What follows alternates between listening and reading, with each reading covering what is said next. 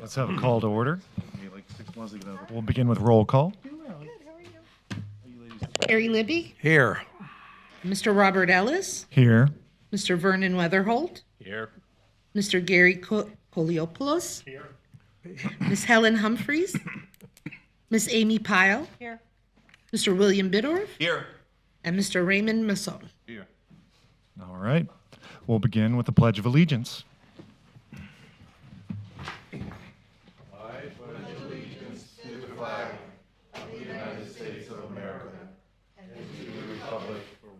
Stands one nation under God, indivisible, with liberty and justice for all. Oh, it's nice. I get to reapply. I never knew you. All right. We'll begin with an approval of the minutes from our last meeting on July 10th. I'll make a motion to approve. All right. Second. All right. Any opposed? Say all in favor? Aye. Aye. All right, approved. Then we'll move on to our staff reports. We have a Daytona Beach police report. Do we have a police report tonight? He confirmed, but something. All right, we'll move on. Yeah, that's all right. So we have a redevelopment project update. Yes. Good evening, Mr. Chair, Good board evening. members. So on my project update, you remember that we were working on a beautification project for Main Street, a complete streetscape. So we met with a consultant, and they are going to provide us with a scope of work. So what is going to look like this project? And the plan was to have the beautification project from Peninsula to A1A. So then we review and we said we need to expand our scope of our area, and we are going to do it from Halifax to Ocean Avenue, the south part of Ocean Avenue where the splash pad is. That will be included in this project. Now, the next step is we're going to meet with the developer again. They're going to provide us with two things, budget and options. We are asking 3 options for design: landscaping, road improvement, sidewalks, everything that we will need in order to present it to you. Once we have these 3 options, you are going to choose the ones that you like the most, and then we are going to meet with the community and the business owners so we can have that input from the community. Because this is not our project on our own, it's a community project. So without their input from the business owners and you as a residents, and the project will not work. So that's our plan. I don't have a time frame yet. I was following up, and they said that they're working on that. So as soon as I have the options and the budget, it will be presented to you. I'd like to ask a question. Can I ask a question? Yes, sir. Have you looked at the hardscaped surfaces that were put in as buildings were torn down? A part of the promises made by most of the individuals who took the buildings down were to replace a building. Meanwhile, they wanted to hardscape the grass area between the road and the sidewalk, which has been done. A lot of it, if you count the square footage of green space and hardscape, the hardscape wins 75%. Now, beautification could be a planter on top of the hardscape, which we've done on the street. We have planters Yeah, already. we have planters now. And I'm just wondering, will the 3 options we see be varied as to intensity, or are they all going to be based on leaving the hardscape where it is and leaving the bricks where they are that are very tough to clean after 1,000 motorcycles leak oil all over them 2 or 3 times a year. You know, there's a maintenance issue with any sort of a beautification. I'm all for it. I think it needs it. We've needed it for a long time. The only thing we need more than beautification are more buildings on Main Street. But given that, do you think the person who's doing this for you understands the uses that space right now has access, you know, have the kinds of things that have access to it now, and because we don't want anybody to think that we're not trying to be extending to the uses right now, but on the other hand, the uses right now have turned it into to mostly cement. Yes. So one of the options will be just enhance what we already have. Okay. Because we need to, it all depend on the budget. You know that this type of project can cost a good amount of money. So it will be enhance what we have, then another level, medium level, you know, enhance what we have, but also how we can add more stuff to the project. And then another one complete, redoing the sidewalks, the streets. Okay. We are thinking about, you know, that was the code. We want to make it more pedestrian friendly. And we had this meeting with the consultant because we explained what was our vision and what we have right now on Main Street. It's an event-driven community right now, and what we need is more businesses, more pedestrian, and we want to make that connection between the Ocean Center, the Peabody, and Main Street. Well, I think that's wonderful, and I'm very pleased that that is a priority.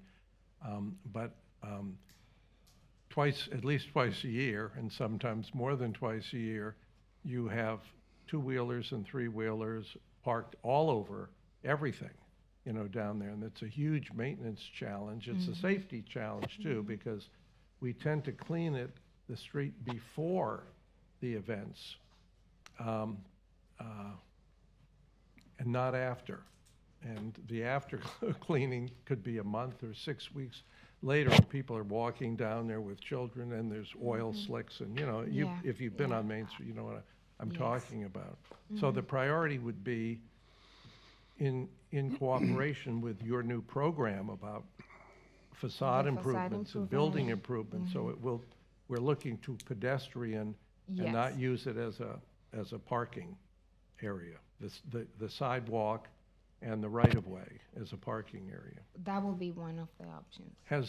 Have you shared the plans, or will you share the plans that I guess we suggest or recommend in priority order with people who use the Main Street area for special events?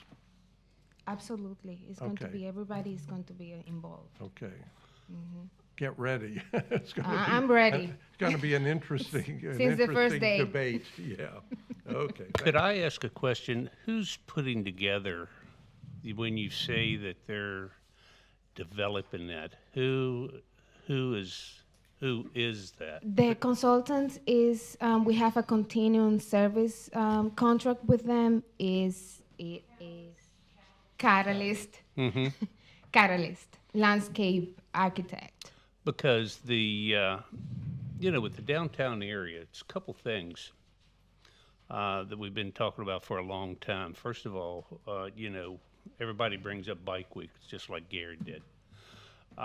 It's a cleanup afterwards they leave.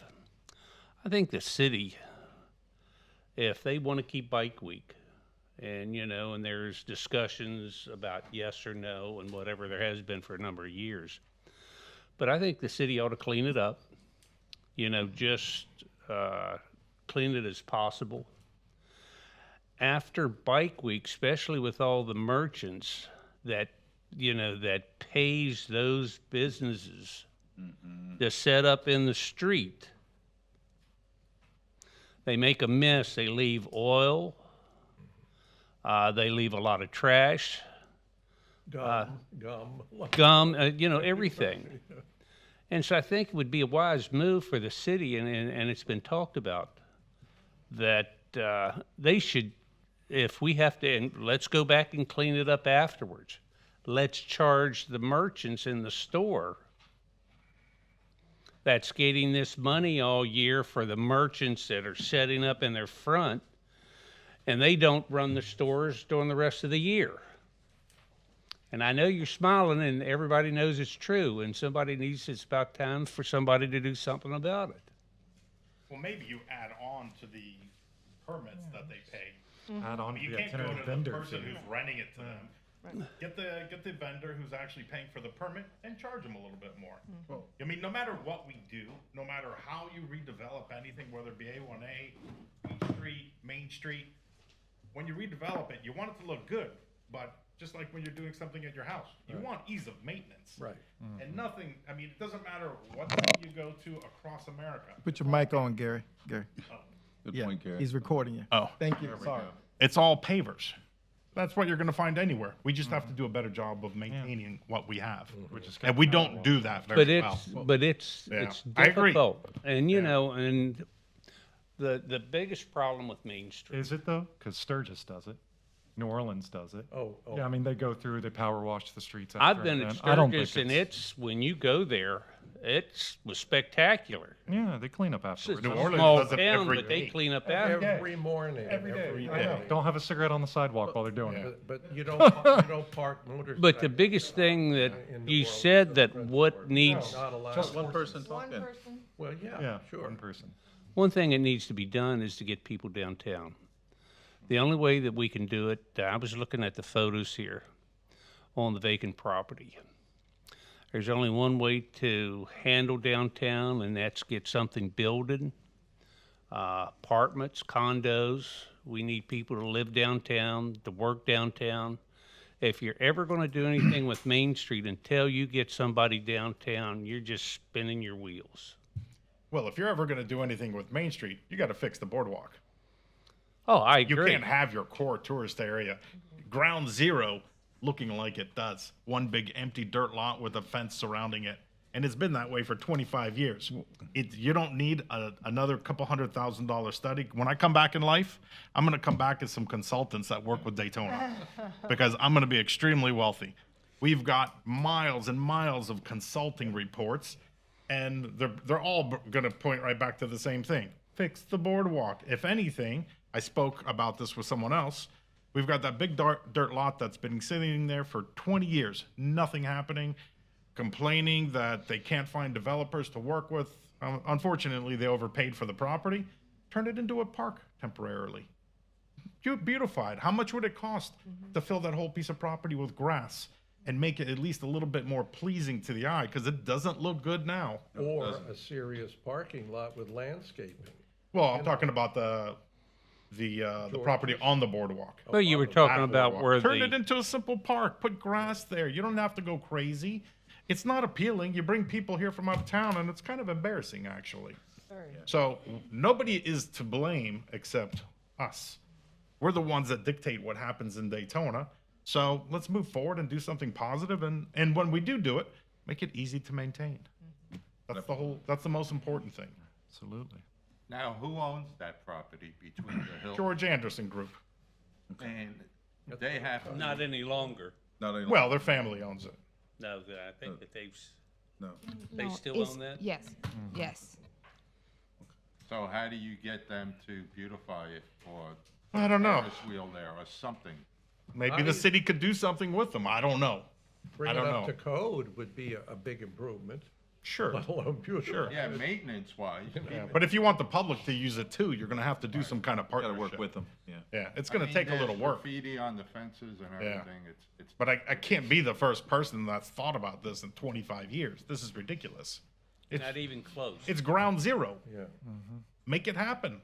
At least while we're still alive. We're not getting any younger. One thing I wanted to add, I completely agree with Vernon.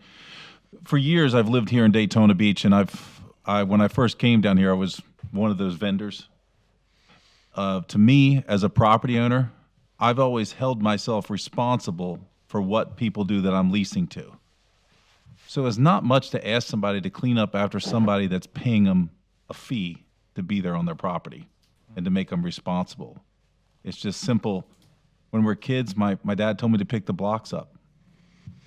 Simple, or I got sent to my room. It's just, it's not much to ask. Well, that opens a big question, and Ken, maybe you could answer it. Clean your own room, man. Do you guys have the power to add to the permit cleanup?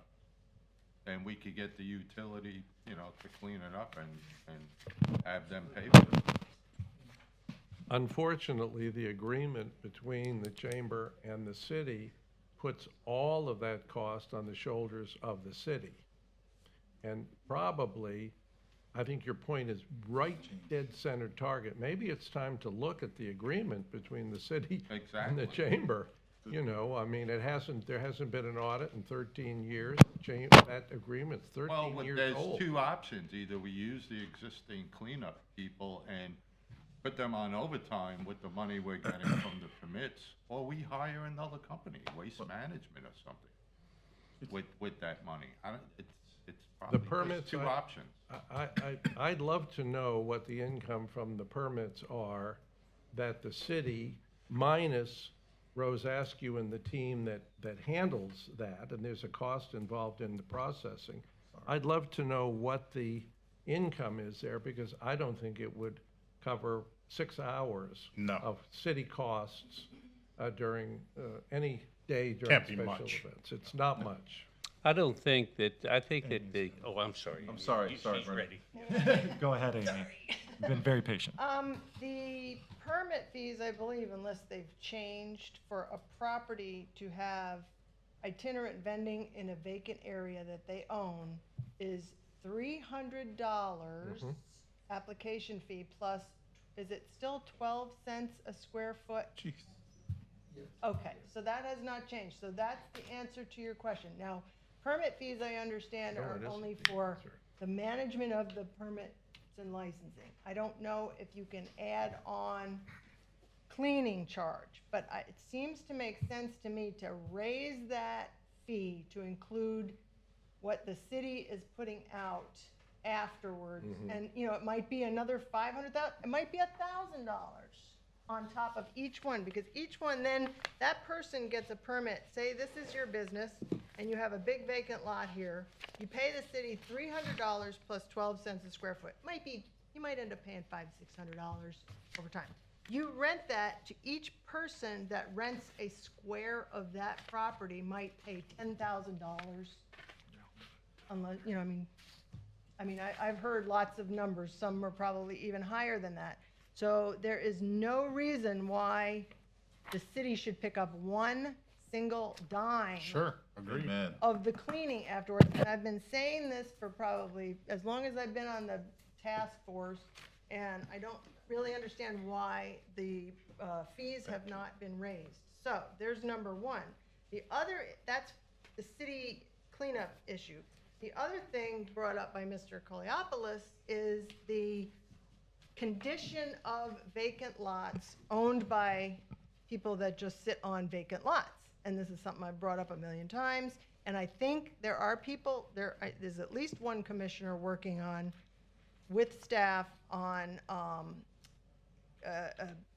some text amendments or something about the condition of vacant properties and properties that are used only for parking, or all the kind of vacant space around in the CRA, to where we have some standards that are enforceable, because right now we do not. And so just that one thing, if you close your eyes and you imagine the Main Street area, imagine, we see all the buildings and everything, but imagine all the spaces in between, if they looked great. Oh my gosh. You've got an instant revolution on that street, and people lighting is a part of it, streetscape, cleaning, whatever. And what we have, the city has, is not too bad. You have to get to the property owner and make them responsible for how it looks. So that's my input on that. Thank you. One Agreed. thing, I don't want to interrupt No, anybody. go ahead. I agree with my colleague next to me, but it's more or less, we grew up this way. We had our parents tell us to clean our room, and we were responsible for our room. If I'm making money with my business, I have to clean up my business. I'm responsible. If I let somebody come in and pay me $10,000 for Bike Week, I should be able to spend the money to clean up after the guy that gave me that $10,000. That's just my opinion. Absolutely. You know, And I maintain think that the just falls property. back. absolutely. Right, and maintain code it throughout the enforcement, rest of the honestly. year. Right. Yeah. I think all that just. I think the falls back- city's doing a wonderful job. I couldn't do your job. I'm telling you, you're amazing. It's just, I just don't like it costing the city. And enforcement is the key. You have to have rules that can be enforced, and then you have to enforce them. You know, one of the things that's been involved is, you know, with the chamber that does the advertising, the setup and everything for Bike Week. It's been talked about the city taking over that responsibility. I think it's a good idea. Personally, I think that the city would have more control. They could set out the requirements for Bike Week, the standards that every store would have to have, the setups, the cleanups, and everything like that, if they had control of it. You know, you hit on a big, one of the large things that's downtown. Gary talked about when they tore down buildings, they pave over it. Well, the biggest problem in downtown, there's no parking. That's the reason you have parking everywhere.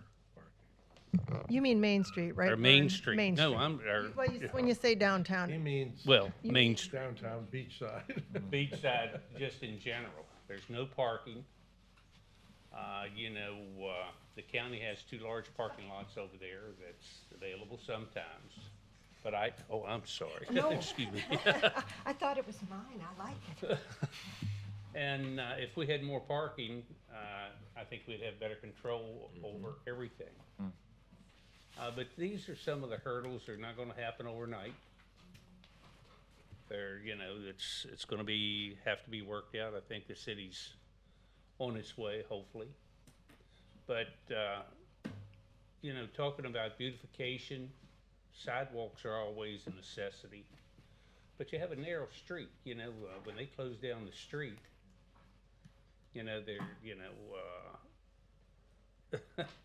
It's the challenge there. We have a narrow street and narrow yeah, sidewalks. you know, and no right of way. So, Yeah. so you're limited to what you can No right of do way. other than, you know, the property that the city does own. You know, they're always talking about it. I'm a firm believer that there should not be a flat parking lot downtown or on Main Street, period. There shouldn't be any. There should be parking decks. That's the modern way, and that's the only way that you're ever going to have anybody down there full-time, that there's parking available. And like I say, we need to get development down there. You know, talking about on the boardwalk, you're right.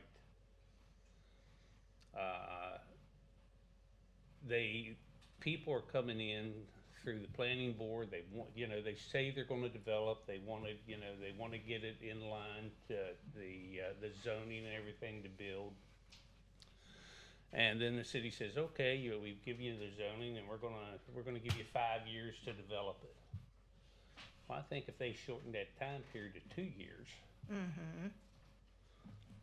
that they might get some development down there and not give them all that time. Because if they're going to spend, you know, $500,000 or $1 million for the rezoning and everything, they want to, and if they're serious about doing it, give them an amount of time to, and if they start, you can always extend the period of time, but that's something that should be looked at. Hey, Byron, going back to what you suggested, instead of having a commission for a Bike Week or Beach Street, put it in the city's hand, how does that process take place? And how do we even start that process? You know, I don't claim to be the commission, but the commission and the city. Yeah, I've got a good suggestion, and that's ask for a look at the agreement that has pushed the city into picking up most of the expenses for the special events, and the city gets the smallest percent of the income. I think it's been 13 years since the agreement. I have a copy of it right here.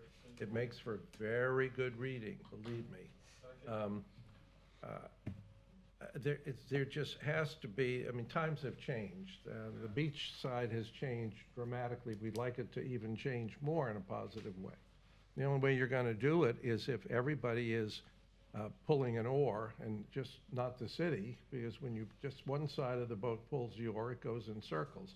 And that's exactly what's happened. And I don't think anybody's at fault. I don't think there's anything chicanery going on. I just think it's, there hasn't been an audit. I haven't seen an audit. I've requested an audit. You know, the city can request one, or the chamber can request one. Why you wouldn't request one? I'm amazed that the city can have a legally binding agreement with a not-for-profit and it's not required to be audited. I mean, I find that almost impossible to believe. So if there is an audit, I think it would tell us a lot. And I think that probably we would like to reclaim Main Street for its highest and best use. And I don't think that's debatable. I think it is businesses. I think it's exactly what your program is aimed at. And I think the beautification I supported completely. But that alone is not going to get us where we want to go, because twice a year it'll be completely almost destroyed. And it's very hard to rebound from the use, from the intensive use. The pavers were not designed initially to have things parked on them. There were buildings, you know, the Urban Land Institute had a great summary. I ask all of us, if you can get a copy online of the Urban Land Institute plan for Main Street, you'll see they never anticipated the tearing down of those buildings. What is 40% of the street is gone now? The structures are gone. Certainly doesn't help the taxes, the increment at all. So I support your beautification thing. I think it's a great next step. Your initial program was beautiful, and I think those two things are a good way to start. Parking is a huge problem, and I wish we could do some rapprochement with the county on the use of those closest parking lots. They're a half a block from Main Street. That would certainly, some agreement. Maybe this board could, you know, be the middleman in trying to get the county and the city together on some use of that parking. I can't imagine that, you know, I drive down there, I go to Pinewood Cemetery on a regular basis, and all those county lots are empty. And Got some more questions. yeah, going all the way pardon around. me. You were next. Statements. You want me to go next? Who was first? Yeah. Sorry. Okay, I'm try to be quick. So later on in the agenda is an item about a lot of the vacant properties. So we're going to be We're gonna be addressing revisiting this again. But I have a direct question for staff. Do you know about when, I mean, we've been anticipating changes to the Bike Week master plan. And, you know, I've heard from commission members and people, you know, I mean, I think Mr. Fietcher is working on it. I don't know who exactly is working on it. But do you know when we might see that? I'll get back to you because I don't have the information. Have you heard of them working or somebody working Yes, on? Jeff Brown. Brown, is working on all the changes to the master plan guidelines. Yes. Right. And then the chamber agreement that Mr. Libby talked about has a clause in there somewhere about, you know, there's things that are supposed to happen on a yearly and I think every 3 years basis that haven't been done. So if you could address that with Mr. Brown, if that is going to be a part of the guidelines change, let's make sure that the commission is aware that the requirements of the agreement with the chamber have not ever pretty much been adhered to. So it either needs to be changed, dropped, altered, I mean, Right. something has to be done. So, Excellent. and maybe by the next meeting, if we could have an update on when we will see the new master plan guidelines, I would appreciate that. So if we can put that on Or at least an That idea would- of them. bring our discussion, Won't they be brought to this board, the guidelines? I mean, how can we have a superimposition Well, but I of a just want to master know when, plan? it's been in the works so long, I want to know when. That's all I want to know. Is it 6 months? Is it a year? Are they actually working on it or not? I'll find out. Please do, and I'd you. appreciate an update. Thank you. Go ahead, Will. I'd like to get a copy of the thing that Mr. Libby has. It was in your agenda, I think, last week or Last month. Of the- Last month's oh, agenda? Okay. Of the in the contract? Okay. Yep. Because I'd really like to look it over. It's not that they tear apart, destroy it every twice a year when they do the event. It does bring in a lot of money for everybody, and I'm sure, your store, you keep your store super clean, Yeah. super nice And outside. it's not ruined twice a year Well- in the events. It looks beautiful Well, afterwards. You're a very responsible owner. Yeah. It just, there's me as an The owner. challenge there is more the empty lots that get set up on and left. Yes. When you're finished, I do have several Yeah, questions. Well, you can. I was bringing it up for you because I feel responsible for sitting up on this board and not saying, not sticking up for the people here that have businesses on Main Street. But the issue I have is just if you bring somebody in, you're responsible for them. Clean up after them. Yeah, That absolutely. simple. That's how I run my business. Yeah, But with that, we need enforcement. absolutely. I That's the totally challenge. agree, yes. Go ahead. Helen, Okay, first of all, I was 2 employees short today, so I can't just walk out of my store till it's put away, so I'm late. First of all, the property across from me, across the street, I think it's across from Victory Tattoo. I think that belongs to the city. I am not positive. It does not. It does not. It does not. Who does that belong to? Oh, People that own the Ocean Club T-shirt. I'm trying to remember Well- the name of the business they have in there, the leathers business. He lives out in Orlando. I got his contact My info. question on that Huh? first one. Mamani, is that who that was? Yeah, but the point I'm bringing it up, first of all, is that I've gone over there and photographed. It is broken concrete, dirty, terrible things. Who owns it? I thought it was the city. It's not. They put a great big tent up there during the event, very It's noisy. their tent. And, That's the owners of it. okay. Yeah. Well, I think they should have to abide by They the should same have to rules. clean up. Number one, it should be cleaned property when it's gone. By that, I mean decent concrete, on and on and on. As for the gentleman next to you, you walk on Main Street, you never come in my store. Not that you need to, it's just that I am not just Bike Week. I do jewelry, I did Evel Knievel, Paul Newman, so on and so on. I get things ready for probate. I am a year-round business, but I benefit tremendously from Bike Week. They are amazing people. They come from all over the world. Some of them charter their own plane. And I will just say one little quickie thing. A young woman, about 24, came in. I had no idea who she was. She made a purchase, very, very expensive. And I said, she paid with a credit card. I said, oh, you'll probably have to call your bank. She said, no, mine will go through. I put it in. Turns out she was famous, but because I am the age I am, and by the way, you can say happy birthday, I am 90. Happy birthday. Happy birthday.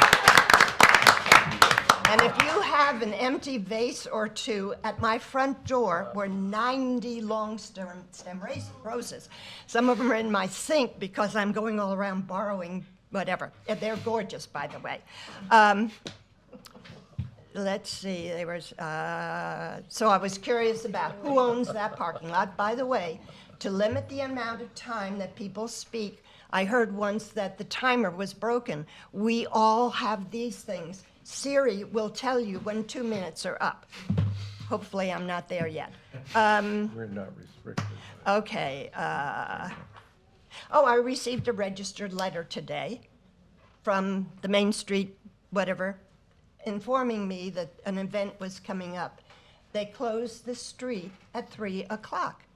I get phone calls from my customers, why do we close the street at 3 o'clock? It's something for the bars, which I think is wonderful. I like beer. But it makes it hard because if they call, I can tell them to come in the back wheat and all back. But why do we close the street at 3 o'clock when it's going to be a late night event? What would you replace if we got rid of Bike Week? What would you put in that would generate the kind of money that Bike Week, these people come from everywhere. Part of it is because I make a Bike Week coin, and they come from all over. They get their numbered coin every year, and I hear from them all year long. Oh, it's my wife's anniversary. Could you possibly send me an 18-inch whatever to Montana? I mean, they come for Bike. So anyway, they know Daytona. They love Daytona. I hate to always hear that we diss it. Also, occasionally I have to call the city the second day of Bike Week to say, why do you have the city buses coming down Main Street, which is lined with motorcycles? Do you really want a lawsuit? And they go, oh, they're not supposed to be there. They must be sightseeing. No. So anyway, there's lots of other things I probably want to talk about, but Siri just said, get off. Thank you, Helen. All right. Do we have any other comments on the redevelopment project update or one? I just want to make a comment that we are coming out with so many great ideas and decisions here, and I don't think they're going to be acted on, and I don't know how, as a member of this committee, how to go forward, and what are the challenges presented to bring it to the commission or whatever we have to do. I don't know. So I don't want this to just go away. I know it's going to be in the minutes. But is there something we could do, Ken and Angela? Is there something that you would recommend as a committee, to talk about the parking, talk about the cleanup? We know that what you do in the beautification is great, but as a committee, that's why we're here, and, all basically we're doing is venting and say something has to be done, Yeah. Yeah. I don't know what to do or how to do. Well, Go ahead. can I make a suggestion? So, like, when I brought up what I brought up, and I asked them specifically to come back with a certain piece of information, that's kind of what we have to do. We have to come, if we are talking about something, stay on topic, and then say, okay, what do we want, and make a specific ask. So should we be making a motion for that and, Yeah, and but, present that to if the? you, or when you to the come to staff? the meeting, maybe, if we know what we're making a motion on, there was a lot of things that just happened. No, I know. But Start. when you come in, have your kind of thoughts lined out to say, all right, yeah, I'm going to make a motion, or just ask staff directly, say, at the next meeting, could you please ask for so-and-so to come and speak to us about, whatever, someone from the chamber of. the chamber, well, we Beachside did and that, all but, you have to We kind of didn't get anybody didn't from get the it. chamber. think about what you're asking, and, I'm not gonna tell you what that is at this moment, but that's what we do, this discussion goes around and around, and then we have to say, does anybody have a specific ask? So maybe we should, on every meeting, pick out 1 or 2 or 3 things and say, hey, let's start there. Yeah, or whatever has moved you, like, if there's a specific thing that you want to hear about at the next meeting, figure out how to phrase it and ask, and Angela's writing, we'll write it, she wrote down what I asked her specifically, and it also helps them to know what the heck to do, because, there is a lot of stuff in the minutes. Yeah. Well, we brought up a lot of good points, like that nasty piece of property on the Yes. boardwalk. Yeah. I mean, that should be one big thing that needs to be addressed. So And maybe how do we go about we that? could have someone from code enforcement come and tell us why Yes. our standards cannot be explained to us and make it make sense, why our standards cannot be Yes. enforced The money. on that property, So let's start with that. Yeah. I've been And- asking for a code enforcement person Yeah. forever, and we've never had one. We've had. So do we need a motion for that? I don't know. No, the code enforcement person normally comes every month. Let me go back to something why you're on the advisory board. Yeah. So the advisory board is just to advise staff and the commission on items that's in the redevelopment plan. So what you all are talking about tonight are just things that you see on an everyday basis, of routine. Yeah. Some of it is maintenance, but it's the redevelopment plan is what we work on. And so that redevelopment plan was something that we gave each and one of you all when we had our first meeting, when you came on to be part of the advisory board. And so our staff is focusing on the redevelopment plan. So these things about, code enforcement, we have a code enforcement department who's responsible for that. Now, things that you talked about tonight, we got them on the minutes. After the meeting, we send emails to the particular department. If it's trash in some particular area, intersection, we'll send it over to code enforcement. But essentially, our job is to implement that redevelopment plan. And so if there's things in that redevelopment plan, I think Gary mentioned earlier about this vacant lot that's owned by a private entity. Well, as part of our redevelopment plan is to help that private entity develop that property. Now, of course, we can't make them develop it, but we should create strategies to make sure that that property gets developed. So that's essentially what we are charged to do, is implement that redevelopment plan. And part of that is what we've done for, Amy has talked about, the building that she bought next door to her, provide incentives for those things to happen. But here's another caveat for you all, or at least something I would suggest. Every year, I believe your advisory board should get together and create a priority list. Absolutely. You get together and just say, hey, here are the things I would like for you all staff to look at, as opposed to coming every meeting and saying, oh, did you work on this, or we need to work on that. No, create a priority list. And that priority list should be consistent with our redevelopment plan. And so every meeting you can come, or every other meeting, we can say, hey, how's things coming with our priority list? And we would give a report on what you have established as your priority for the coming year. But will that list include items like cleanup and permits that are beyond? It all the depends scope on what of you our want. Yeah. development? It depends on what you want. Yeah, I think it just depends on what we all agree that we would like to see. So are you Thank you, talking, Ken. are you That's talking a about very a good idea. a separate meeting that we have, or is You can do it here. We could do You it can, here. we can create the agenda that says, tonight we're gonna focus on priorities of the advisory board. And that's the only thing that we talk about. Oh, I like this, yeah. Maybe We can each turn in individual nouns that we're interested in. Absolutely. Prioritize them, vote on them, and. Absolutely. Right. Right. Well, So you'll have some focus in the beginning of the year, and that's what staff will be working on for the remaining of the 12 months. Ken, when I was on the Beachside board, that lot was given a special dispensation to George Anderson because he was in the process of building a hotel on the boardwalk. And everything was done to keep that in motion. And I can remember that it went to the commission, and the commission felt, rather than try and beat up on this man, to bring that lot, which is angled like that, flat and up to code, might scare him away from the hotel, from a hotel. And you know about that too. And that was held over the commission's head for years. George is no longer with us, so I can share with you. He was the greatest dangler one of them I've ever seen. And that's why very little was ever done with it. There was always a major plan for a big hotel there.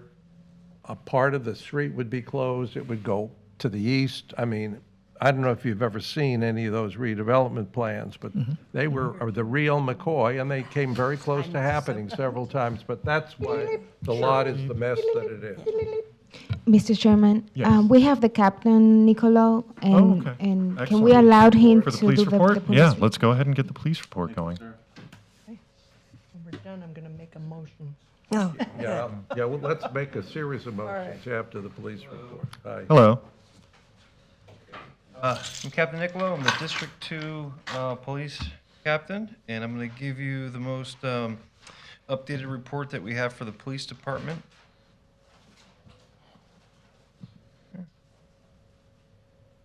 So our crime reporting system is through the county, And that's how we also would tally statistics and spatial analysis.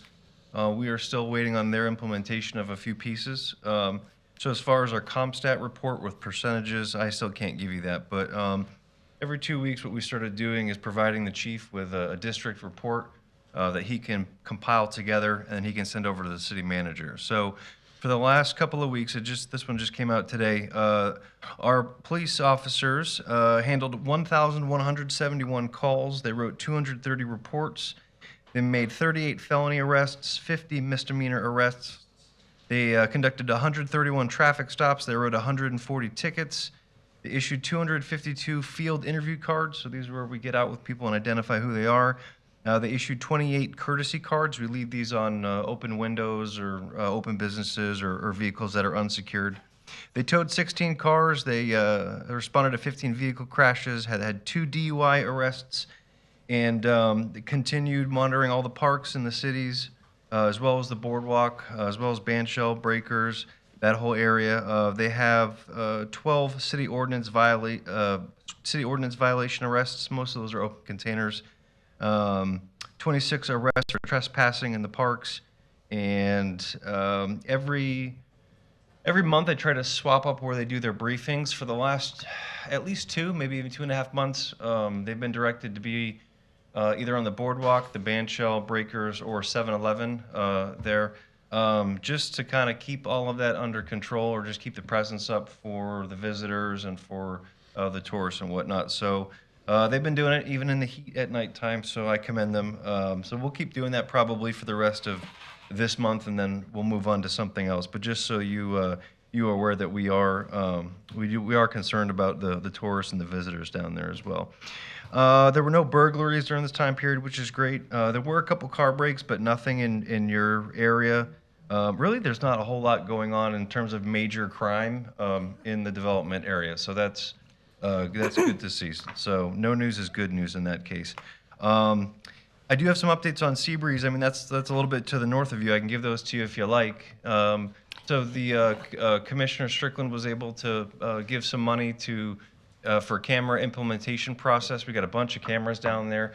It should go in 2 phases. They're done with the first phase. There's 1 camera pole in Waldala that still needs power, but we've got a ton of views down there. And our new substation there on Grandview, there's 4 monitors at the front desk, and you can comfortably fit about 6 views per monitor. So we've got about 25 different views that we can see at all times, just of that whole area. So, and with the lighting improvements and the cameras, that's really been great. We hire overtime every weekend down there.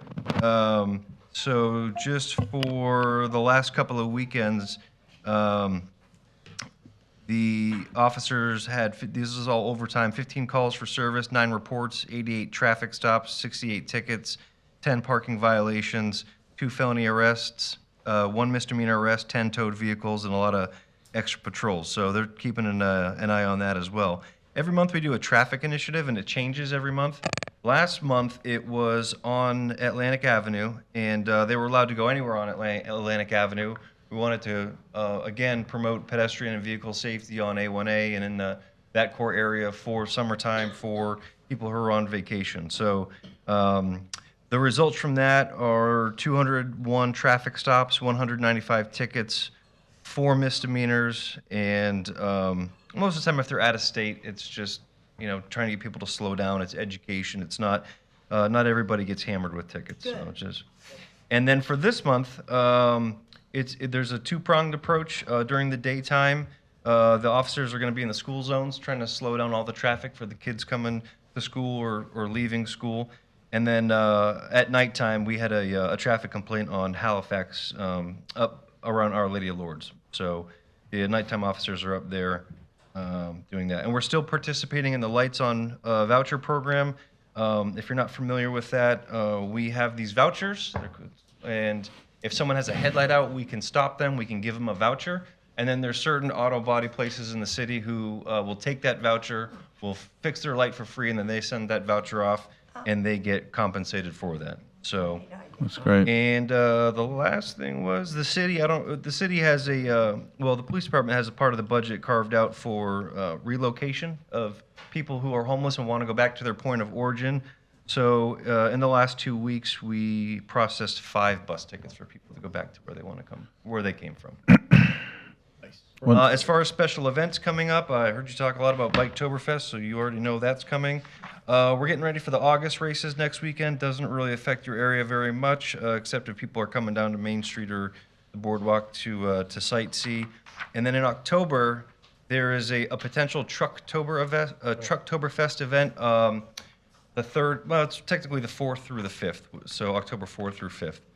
We are going to hire some overtime in anticipation for that. The main event is down at the New Smyrna Speedway, but typically whenever there's a truck event, someone piggybacks and want to come to Daytona. So, but that's all the updates I really have for right now. Between now and October, we'll have approximately 24 or 25 officers hitting the road, out of training, going to patrol shifts. So that'll be great.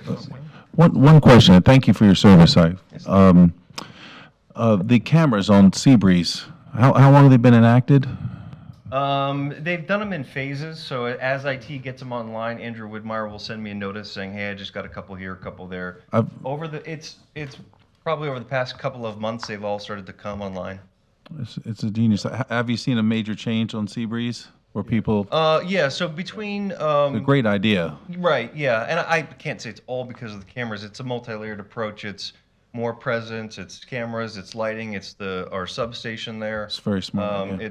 It's really helping, so yeah, I'd like to see that. That's a nice thing Ken Strickland did. Yeah. We're kind of eyeballing some other things we can do. There's certain AI integration that can detect, like if someone were to pull a firearm on a camera, that could pick that up, notify a center to look at it. But these are just things we're kind of spitballing for the future. There's no guarantees, just maybe like another added layer just for public safety.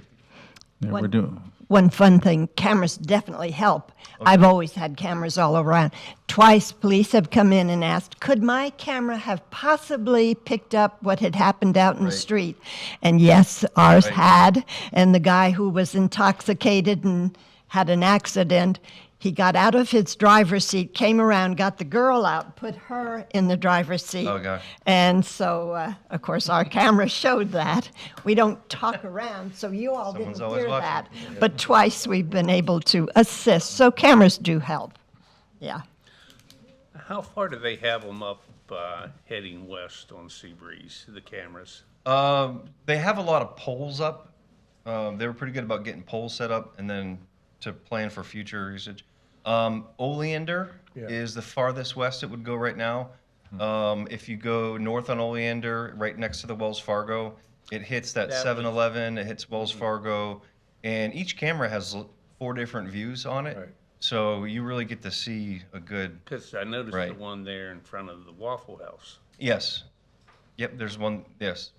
Actually, that would be, yes, west of there. That's the furthest west it goes. But the plan is to get it all the way down Seabreeze, and as much as we can, a block north and a block south, to include under the bridge. So the furthest one east right now is right by that smoke shop, Razzles. And so Grandview, we've got a bunch for the substation there. The one, and then like I said, Wild Oliver's really the one that we're waiting on. That's the only one that's really not online yet. And then there's some spotted down Seabreeze that you'll see. Yeah. On the substation, have you changed the hours on that at all? It should be 4 p.m. to 4 a.m. is when it should be open. Yeah. Yeah, and we've done a pretty good job of keeping it staffed either with an officer or with, one of our special event officers or other civilians. We have some people who just like to work the front desk. They're not police officers, but yeah. So it should be open 4 to 4 every single day. So that's the goal. Yes. Did the crime go down outside Razzles? That used to be the highest spot of crime problems. It's definitely gone down. I don't know if you remember last year they had a couple incidents in a row, and what we did with the help of City Legal and Sergeant Blowers back there, we were able to look in the ordinance and find a way to do an emergency shutdown, which had never been done before. And we served it with them, and that brought them to a special magistrate hearing where they had to come up with things to fix the issues, and they did. So that has helped as well, and that hit the news, and I think that a lot of other businesses were kind of nervous about that happening to them too. Yeah. There is one problem business down there that we're still working on, and that's Follow the Smoke at 631 North Grandview. Yeah. We've been working on it for 1.5 years. So we're just trying to to make a long story short, it's very difficult to get that business out, but we're still working on it. Yeah, the only thing that bothered me, often in the paper, it would say Main Street area, and I wanted to holler back, no, it had nothing to do with, nothing Right. happens on Main Street. We just have No. a good time. Only time we really get a lot of stuff on Main Street is when we have the events. Absolutely. So, Here, but otherwise, Yeah. Main Street's not too bad. Nothing happens on Main. How is the, Oh, the- Well, I meant sorry. bad. in a negative way. I'm sorry, Helen. How's the department staffing doing? I know there was a challenge getting. Right, yes, Yeah. yes. Finding people. Are you at your We're level close. where you want to be? We're close. Between now and October, it's around 24 or 25 that'll be done training. They'll be sent to the shifts, which will help boost patrol. And then we can also start to fill some of the specialized unit vacancies that have been vacant for a while. And then in November, we have another academy class. It should be around 20 that's starting. And if we can get, I think it's either 20 or 25, we'll be at our 244, which is what our number is. But you know, we're working on a grant for a public housing unit, which would allow us to add 10 more officers. And so we're trying to do things to, you know, get that number up. That's Because the great. city's growing and it's busy, and so. Well, specifically, I'm also concerned about the boardwalk area. And I brought that up, and I think there's only one or two cops that do it, and they, you know, it's at different times. So there's maybe only one there. During special events like the band shell, there's a good presence, but typically that boardwalk nobody's looking at it, and there's a lot of stuff going on. So are they thinking about ramping up that area, adding another person or two? So we I mean, have it's a main Right, presence. right. I think I told you about our briefings. We've been briefing there all summer, days and nights. So that's Bandshell Boardwalk, Breakers Park, that's 7-Eleven. So That whole area. So they've been down there all summer specifically just for that area. We have a bike unit. That's what I was going to ask. Are they on bikes? No, those are patrol officers, but we have officers who are on bicycles. They work citywide. There's 4 of them. They're on 2 different shifts. And when they are in this we call this is District 2, what we call it. They are on the boardwalk, and they go up and down, and they hit. They have a whole list of areas that they. Any plans to up the staff on that particular area? We have a plan to increase our bike unit, and so that might give you more. The Hilton, we had a little office there, but the Hilton needed it back. I think they're putting in a restaurant of some sort down in there. So we had a little substation we could work out of, but they took that back. Oh, So it's right near the volleyball courts areas. so is that something we could add, like Seabreeze substation, and put one in that area? There wouldn't be any plans to do that. Okay. No, that was a spot that Hilton let us have for years, and they needed it back for expansion, additional business. All right, well, hopefully somebody will add some more police officers to that area. Yeah, they are down there, so. Yeah.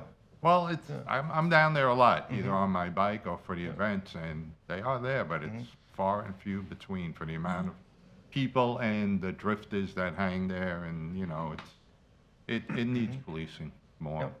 Okay, yeah. They do, they come through at night a lot too. They do morning sweeps to try to move people along, so some of that stuff you might not see, you know. Oh, yeah, and I'm just seeing a small piece of it, right? Yeah. Thank you. Could you see that program that you're using on Seabreeze to spread to other areas? For which program? Beachside, other areas on Beachside, of course, like the boardwalk and. The camera. You mean the cameras?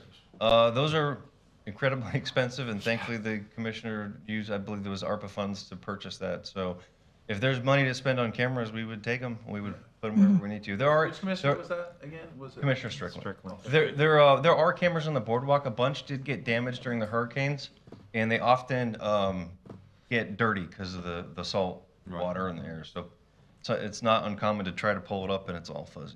So we got to have someone go down there and clean them. Yeah. I'm so glad you're doing that. I have a feeling it's going to really keep people safe and make it safer for officers. So Yeah. I really appreciate you and all that. Yeah.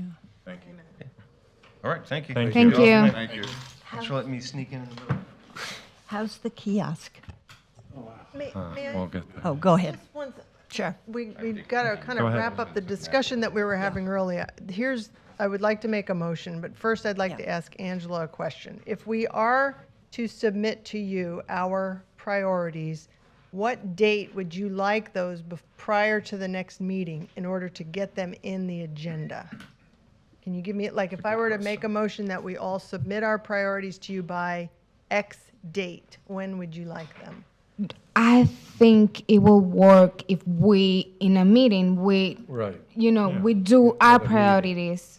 I take that list and then I can give you an update. Right, so we just email them, but when, We can do it here. Bring them. Let's do it in the meeting. Okay. Let's talk about the Beachside priorities in a meeting. okay, but my idea was that if you had a list from us compiled and that each of us could look at as an agenda attachment, Okay. then we'd be able to see, because some might be duplicated. Like Okay. my idea might be similar to something Vern has. Okay. You know, Well, that would be a good Well, thing. That would normally happen I at the create the beginning. agenda 2 weeks or 3 weeks before the meeting date. okay, so what date? Because I'm going to make a very specific motion to ask if people want to do that.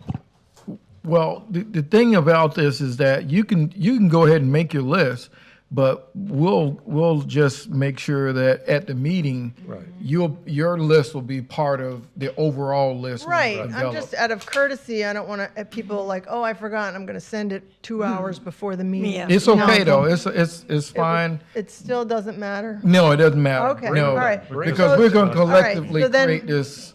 We're going to collectively create this list. Okay, so Yeah. I would make a motion that we each put together a list of our priorities and email them to, No. or, Not okay, even. well, let me make the motion and you can not do it. Yeah. You know, my suggestion is to email them to Angela for compilation so that we can see the full list before we arrive in the meeting. We can come and there's a list, and so it doesn't even have to have a name attached, like these are Gary's ideas. But for a point of discussion, I think that would help, because if we all, anyway, I just want to make a very simple motion. I second that motion. Okay, thank you. Okay, I'd like to speak against it only because I think the synergy of our meeting together will develop some categories of areas that we will all agree on, rather than get 35 or 40 here, there, and everywhere. Doesn't mean you can't bring your list with you, but I think that we could probably work together at a meeting and come to a conclusion on the priority areas, parking or beautification, whatever they are, kind of thing. I think you're trying to make it easier for us, and Yeah. something tells me it's going to be harder to do it your way. It's just, Well, why can't we could do it, you could do both. my suggestion, and we still are going to have, I'm sure it's going to be an all-night discussion about it. Anyway, so, Would you want to amend the motion to say that as part of it, no. I just I want each of us to take some time during the next couple weeks and think about our priorities. This is what I do before a meeting. I think about what I want to talk about. I lay it out in coherent sentences, because sometimes when you write something out, you're like, what exactly do I want? So make, you could have 10 of them, you could have 20 of them, you could have 2 of them, and email them, and I would ask that they be compiled for us as an agenda attachment before the next meeting. That's my motion, and I guess that's what Helen, well, that I wasn't second your it. motion, but you can make it Yeah. your new motion, All right. yeah. it was. But So do we vote? Do we call for a vote? any more discussion, I guess? Yeah, I mean, we can have more discussion. Do we have any more discussion on this? Does anyone want to discuss it, or do we just want to go to a vote? I mean, I'm fine to go to a vote. I think that there are general categories, Amy, unless you're looking for things that we haven't discussed as a group so far on this board. I think there are general areas that are pretty, they're not going to be surprises, I think, on this list. I just don't know if that's the proper way for us to do things, to send to you and then have the staff put them in some sort of an order. The only order you could actually put them in without playing a role in the process not it. would be to list everybody's. List all of them, even if they're close duplicates or not. And I prefer your judgment. I Well, would- Mr. Chair, it's okay. It's fine. Right, it's fine. It is good. Yeah, It's it's fine. good. As she's saying, Yeah, if you let's come just up have a with a vote on it. list, Yeah. and if you don't come up with a list, it's okay okay. either way. Bring one. We're going to have it Agreed. prepared for the meeting, and if you have things that you want to discuss or put on the list, we'll be glad to indicate that as well. Now, I will say that if you send me the list an hour before the meeting, I will not be able to have it ready for you. There, thank you. Well, why don't makes you sense. send us an email and we have to respond to the email? Oh, No. No, That's why I asked no. for a date, by September 5th. Or, pick a date that you'd like them. It's not that hard, people. We could go home and do it I tonight. mean, I don't think we have to do a date. We just No. can send them in. I absolutely agree. Be responsible and don't send them the. Yeah, hopefully a week before the meeting. Call for She's the vote. emailed me before. Actually. Can we call for a vote? Yeah, let's go Let's ahead and call for a vote. vote on this. Oh, do Yeah. we have public comment? Let's call for a vote first on this. Do we need public comment on the motion for this? No. Yes, you're taking a vote on a motion. Of course you do, sure. All right. Well, let's have public comment. She's brief. To the point, brief and To the point. Ann Ruby. John Nicholson's not I'll here. fill in the form for you. Ann Ruby, 137 Park Avenue. I think Amy's suggestion is great. If everybody could send in a list, it can be bullet points, it could be expository, but get the list to Angela by a certain date. And I think that it will become very clear. It will sift and winnow into certain categories. But if you start with that structure, the conversation will be much more fruitful in this meeting. And having survived barely in the corporate world, sitting through ridiculous meetings, I know this will work much better than having everybody come with a list of their own and all speaking about that. So I think it's a great suggestion. And, the way to structure it, I would suggest, is you consolidate what each person's thing is, and then also include copies of everybody's comments, so that you are putting a structure on it, but also not interfering and interpreting and editing what they're saying. Correct. I think it's very straightforward, it's very simple, and it's a great idea. Thank you, Amy. Thank you, Ann. Thank you, Ann. She's a bear. Amy, we All right. could even do like a top 10 list. Get everybody's stuff together and just pick 10, That would probably be a better idea, because if you come up with 100 things, Right. you're lucky if you're going to get 4 Right, I'm things not done out saying of this all those list. things go on Right. priority. No, but I mean, Right. you should prioritize the most important things Right. if you even want to think about getting any of these things accomplished. Correct. We know there's 1,000 things that need to be done, but pick the top 10. We might all come up with the same 4 things. Yes. We probably will. Exactly. I'm sure it'll be repetitive. but May That's fine. we discuss anything with each other, or is that outside of what? You can only talk during meetings. Only during meetings. I want to Yeah. be sure of that, yes. Can we use Morse code? It doesn't matter the form of communication. All right, let's put it take to a a vote. vote. I'll vote Yeah, let's take a vote. All right, for all those in favor? Amy's- Aye. Aye. All those opposed? Seeing none, it passes. Would we like to pick a specific date? Do you want them a week before our next meeting? The latest should be September 2nd, it's Monday. September 2nd. All right, so let's have those in by September 2nd. Or not, either way. If you want them in, put them in. If not, we'll talk about it at the meeting. I think it'll be good either way. Thank you, Amy, I think that's helpful. All right, so Homework. we have board discussion on consolidated Tomoka's list of properties on Main Street. I have,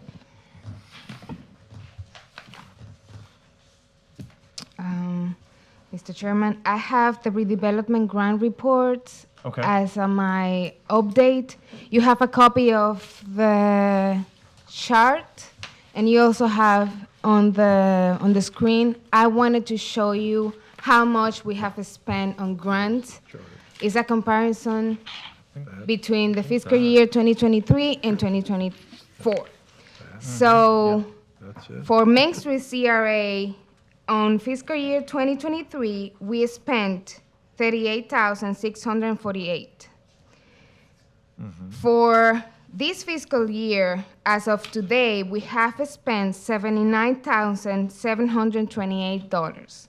And that amount does not include the 3 requests for funding that the City Commission just approved on our last meeting. In South Atlantic CRA, for fiscal year 2023, we spent $2,110, and as of today, $13,000.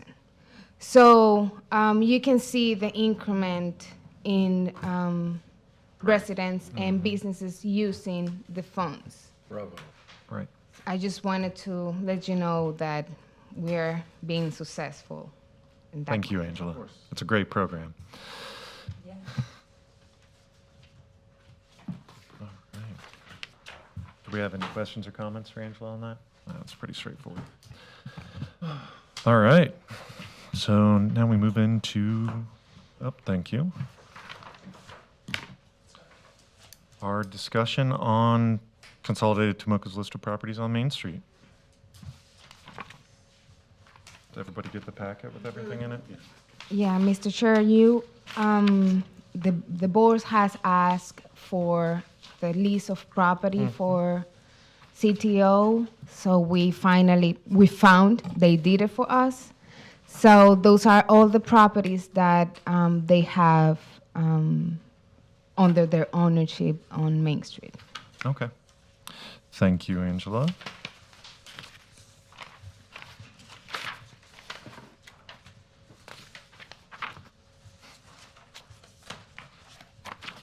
I don't really see much different on here than what I already knew, honestly. Do you guys see anything that you didn't know on here? No. No. I have a little discussion. Yeah, go, by all means. Okay. Yeah. So what we're looking at here, are these last 2 pages, I'm looking at what's called property photos. The first one is Hog Heaven. That looks pretty good. You know, it's an active business. It's got a nice little parking area next to it. The next one down is behind the Full Moon Saloon. And I'm going to point out that this has been a point of contention over the last couple of years, because you see the large grass area, it looks like it has some containers parked in it. Does everybody see that? Yes. That area is actually 6 former residential, or maybe 5 residential and 1 commercial, something like that. It's 5 residential lots where houses were torn down many years ago, 35 years ago, okay?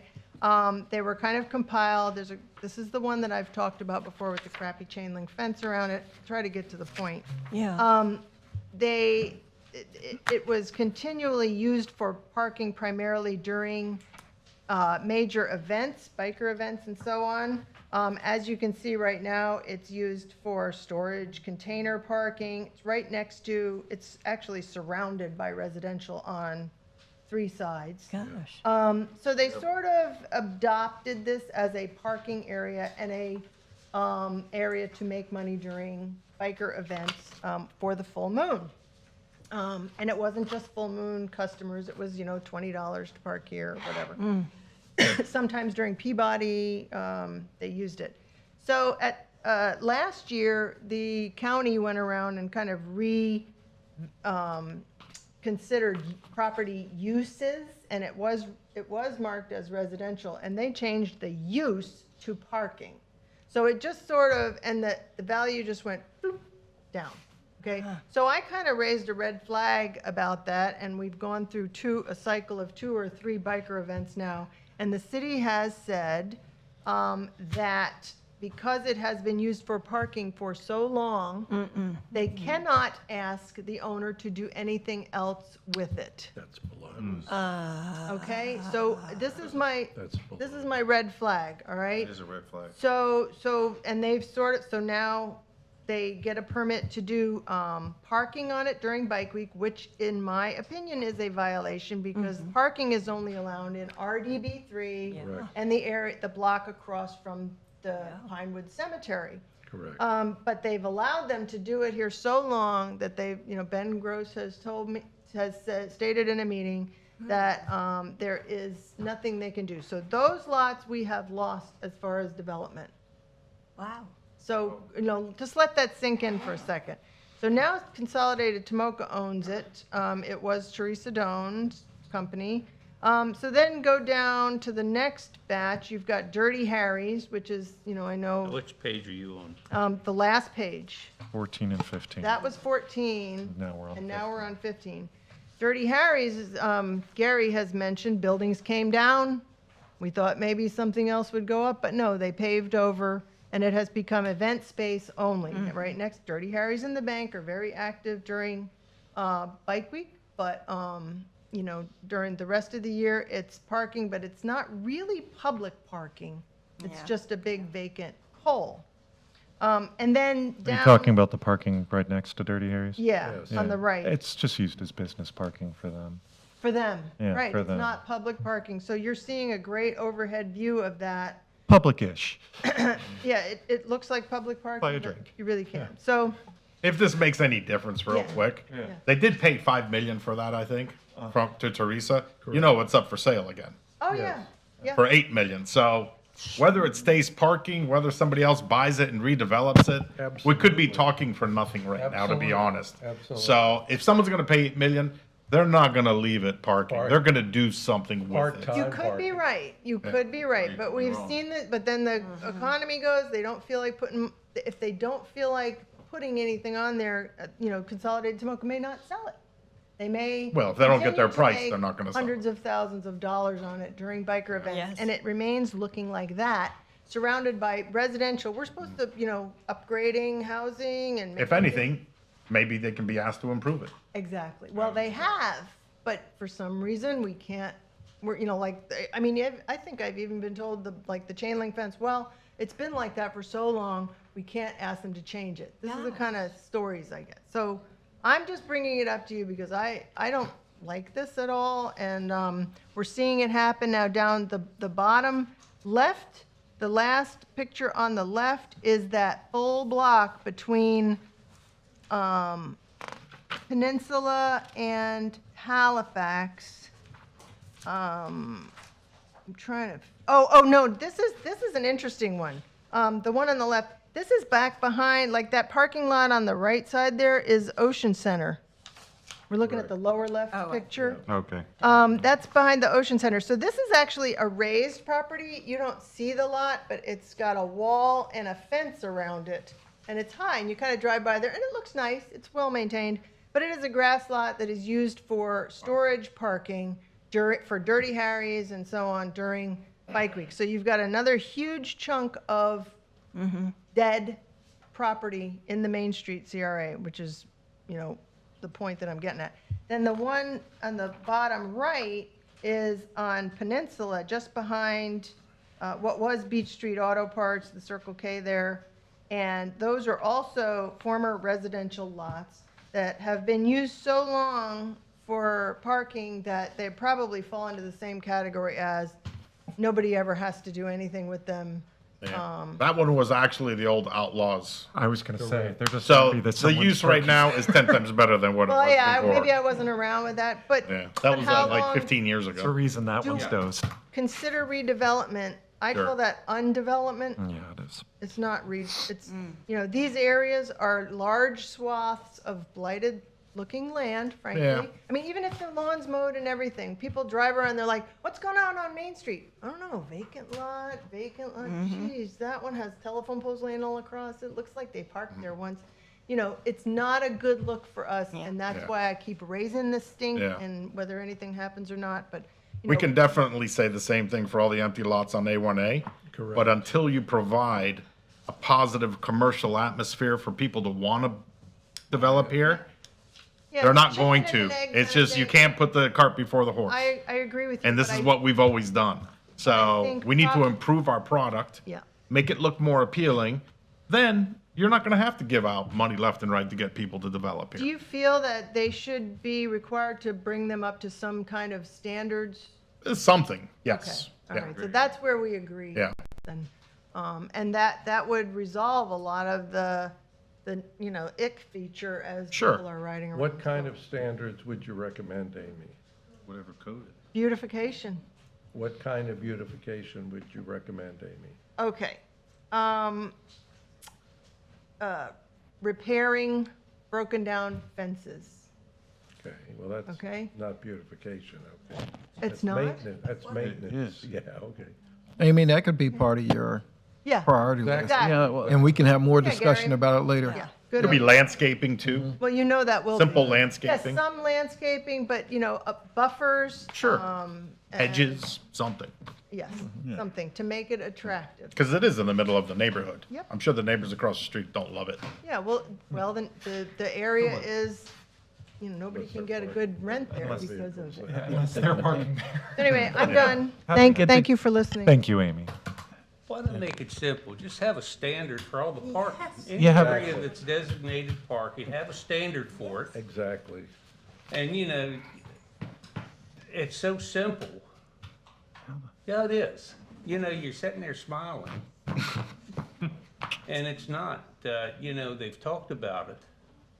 And just have a standard for any kind of, if they're going to use it for parking, if they're going to designate it for parking, the city needs to have a standard for it. The same thing with any lot that you park on, whether it's temporary or whatever. They're working on it. Well, I working know on they're it. working on it, or they say they're working on it, but we've talked about it for years, Well, before you was even They're here. working on it. well, And I can that's give you an the answer. easiest way to handle most of the things in here that you're talking about. well, I could help you with that answer. I went through the thing I got recently is like at 5:30 and 5:40, the parking lot's approved, but I'm jumping through the literal hoops of it's a little far away. People can't, walk to the beach from there because most of the people are older that I get. But I see certain things. The only thing I see about the one where all those container things are that she showed me, I mean, I wouldn't want to be across from that for all the money in China or all the tea in China.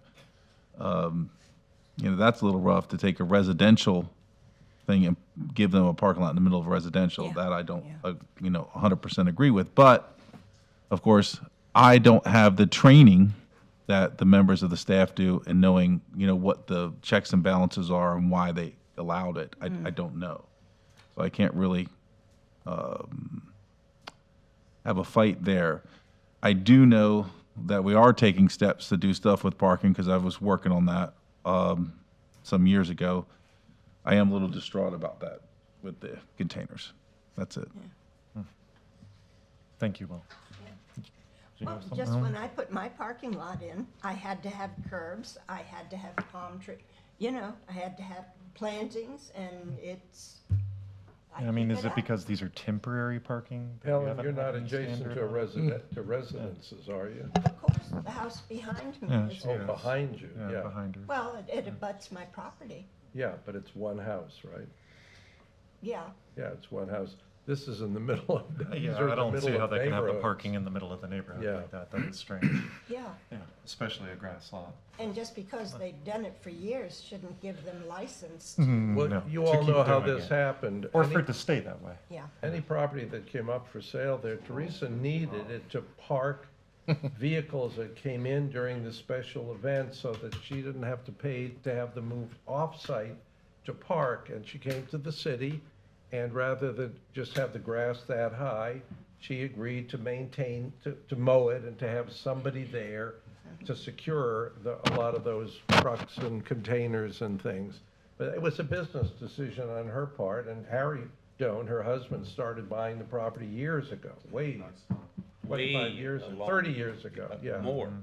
Yeah, and they took houses, actually took historic houses down there that were well, across perfectly. from me, they did the same Right, thing, that bar. right. All of a sudden, a house was gone, and then another one, and then a third one, and now And it's. then a whole street almost. Yeah. That's true. I don't I know. know what Consolidated Tobacco was thinking when they paid some of the prices they did for some of that land, but they must know something that we don't Some know. of it was pretty low. Well, some of it was pretty high, though, too.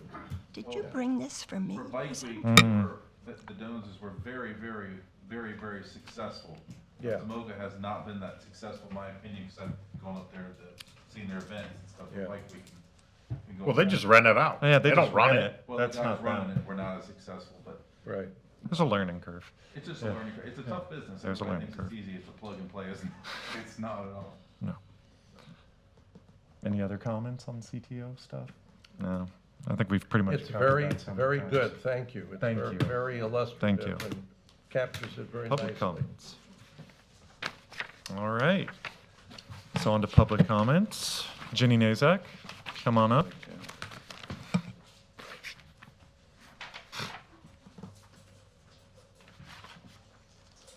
Jenny Nazak, 501 Harvey. I hope everybody is having a good, hot part of the summer.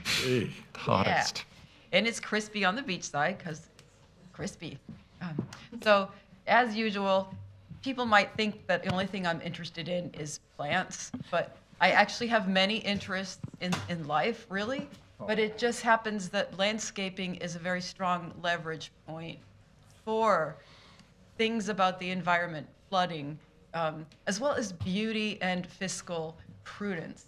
So this beachside beautification resolution that we're kind of shepherding through the city processes, it's very much rooted in science. It's so rooted in science that I could bring 900 million pages of science. But we're learning so much about the environment that there is an entomologist who's famous. Who would ever think of a celebrity entomologist? But he's reporting on how the monoculture landscaping that takes away the wildflowers is causing the massive deaths of pollinators. Yes. And so that's getting out into the public. So a lot of the stuff I talk about, sometimes it can come across as like some quaint little hobby for goofy old ladies, but it's like really serious stuff. Yeah. And also I make jokes sometimes just to try to keep people from falling asleep, because not everybody can sit through like an entire radio show about like green infrastructure and stuff. God bless L. Ronald Durham. Ron, if you're listening to this. But anyway, so all of which is to say that the things I talk about are definitely rooted in science, and they're not just about me, because that would be so rude to disrupt the public forum like that. But I wanted to address something that Gary brought up last month. He wanted me to try to research things like developer lawsuits stemming from requirements for native landscaping. I have no doubt that there are lawsuits, because people will sue for anything. Yes. And if a multi-squillion-dollar industry is suddenly being asked to give up a sliver of its profits, even if it's for the benefit of all of our children and yada yada, they're going to be all up in arms and get annoyed and probably do lawsuits. So I have no doubt that they exist, and I've been looking for them, but I haven't found any yet. They only exist when they exclude other landscape elements and only go to natural ones. And I was trying to get Ann to make her motion, which she shared with us what you folks were up to. Yeah. Inclusive. Yeah. Broader, and not narrow it to eliminate, say you cannot plant St. Augustine grass. Right. Those are the lawsuits. Those are lawsuits. Okay, well, good to know, and I have no doubt that there will be more lawsuits, and that's why we have a legal department. And it's also, thank you, legal department, we love you. I don't think you will have lawsuits if it's broad. Hopefully we won't. And I also want to talk about emotion and the environment. I try to be a rational girl, but I'm also a very emotional girl, and I'm emotional about stuff. But there's things in life that are worth being emotional about. And sometimes if we don't marshal enough of our rational emotions, like it's rational to be emotional about the destruction of our planetary life support system. Yeah, it's like, hey man, I'm a fan of air. Excuse me. I'm a big fan of air and water and people's kids getting to live their lives, blah, blah, blah. So yeah, I get emotional. And, when my friends on the other side of the state, their water it looks like split pea soup because of pollution from, a lot of it is non-point sources like landscaping, because some of our landscaping practices are literally toxic.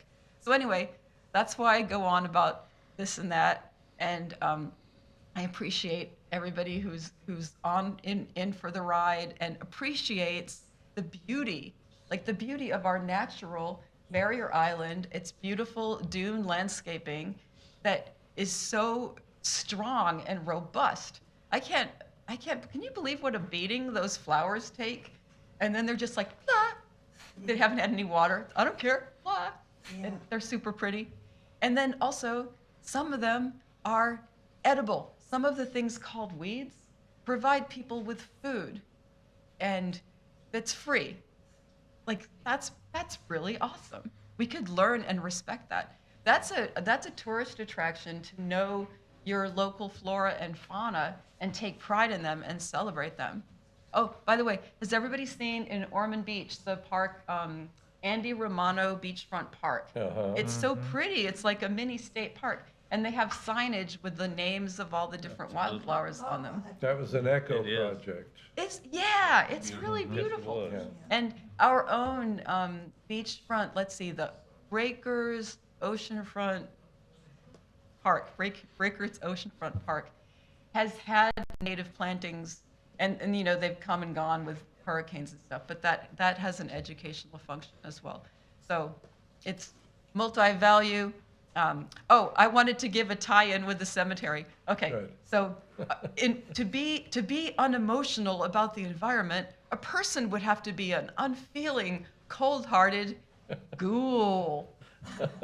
Okay, and then I looked up the definition of ghoul, and it's a demon that like lurks around cemeteries, which brings me to an idea for the beautiful Pinewood Cemetery. Have we ever had a Halloween event there where people come out at night and it's a fundraiser? Have we ever done that? Well, we haven't done it. The association hasn't done it, but we have allowed a person to do it on a regular basis. And she also wrote a book about Pinewood and about other places in our city and the environment that have psychic potential, put it like that. We have to be very careful because the Halloween things are at night. We have tried not to put a paved road in there for a variety of reasons, because it would only bring people in there, and they back up and knock over tombstones, and we have so much damage because Plus it's nice. of it. That gravel it's nice. in At there. night, there is an insurance, thing, and that would we ask Historical Society, if you'd like to continue to do this, just make sure you're insured. That's all. But it's a very good idea, and the whole history of our area is in that It's cemetery. amazing. That cemetery is a fun place to hang out. It's one of my favorite haunts. And thank you very much for pointing out to me that our teams that go in and mow and care for it, we're killing a lot of the wildflowers, and we've done everything we can to get them not to do that and to leave a natural dunescape park without artificial introduced exotics and non-natives. Thank you. Yeah, it's been doing good. Yeah. Yes. You really encouraged me. I went around all different properties filming interesting plants. Do you know the name of this? On International Speedway, they have dug up, they've killed palm trees and stuff like that. Yes, But in the midst of that, this plant, that's it's growing and it has flowers. And then I found out Port Orange has it all along the highways there. It looks like Florida betony and also fog fruit has this growth habit as well. It's one of the Florida native ground covers. They're wonderful. And then I took pictures, I don't know where they are right now, of just the natural yellow flowers and all. Yeah. So why don't we plant this Why not? along? You don't You know what? water You it. actually don't you have to do plant. anything. You know what You you don't have have to to do plant to it. get a mixed, to Yes. get a mixed Just leave it alone. wildflower yard on the beach side. Yes. All you have to do is maybe if it's you mow it like once Leave it or 4 alone. times a year and you leave it alone and you get multi especially Anyway, now. it in just our, looks thanks beautiful. for showing. Yeah, it looks beautiful. Yeah. Thank you all. Thanks, Thank Jenny. you. Jenny. And Ruby. Yes, she is. We love you.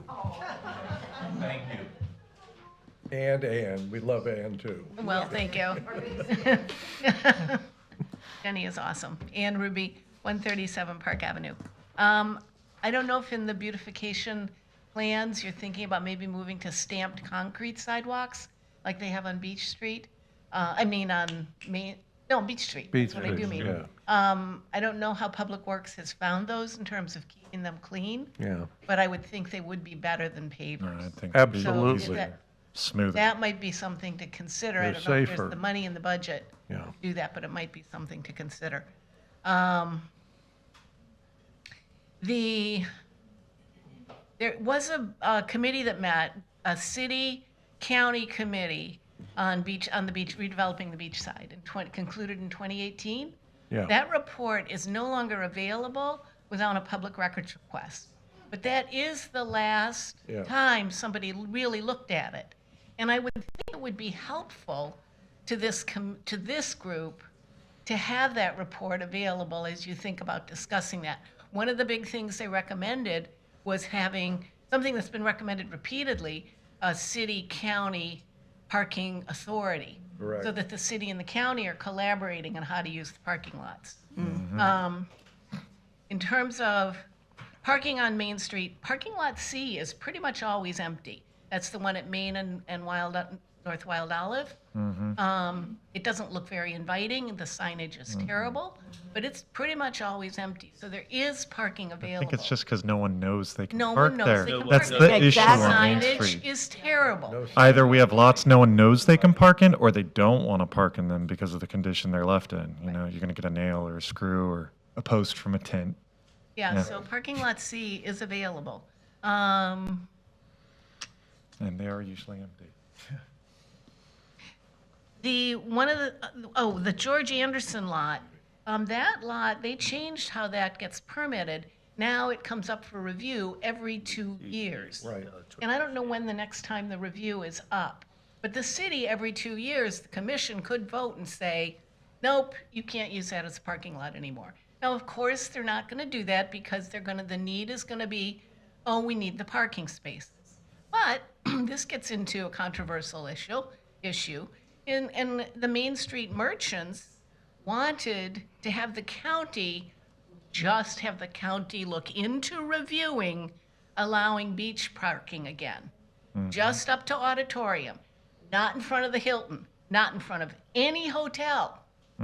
They just wanted that looked at. And I think that's something the city could possibly get behind to replace those spaces. I think it would be a long process. It might be that it would never be allowed to reinstate beach driving again there.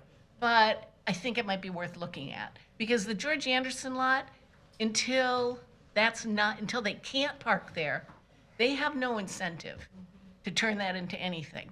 They can keep it as empty as they want and make $400,000 or $500,000 a year. When you stand at the corner of Main Street, stand in the middle of the street, you have Cruisin' Cafe, not attractive. You have the empty lot, not attractive. You have the parking lot, looking better, still not great.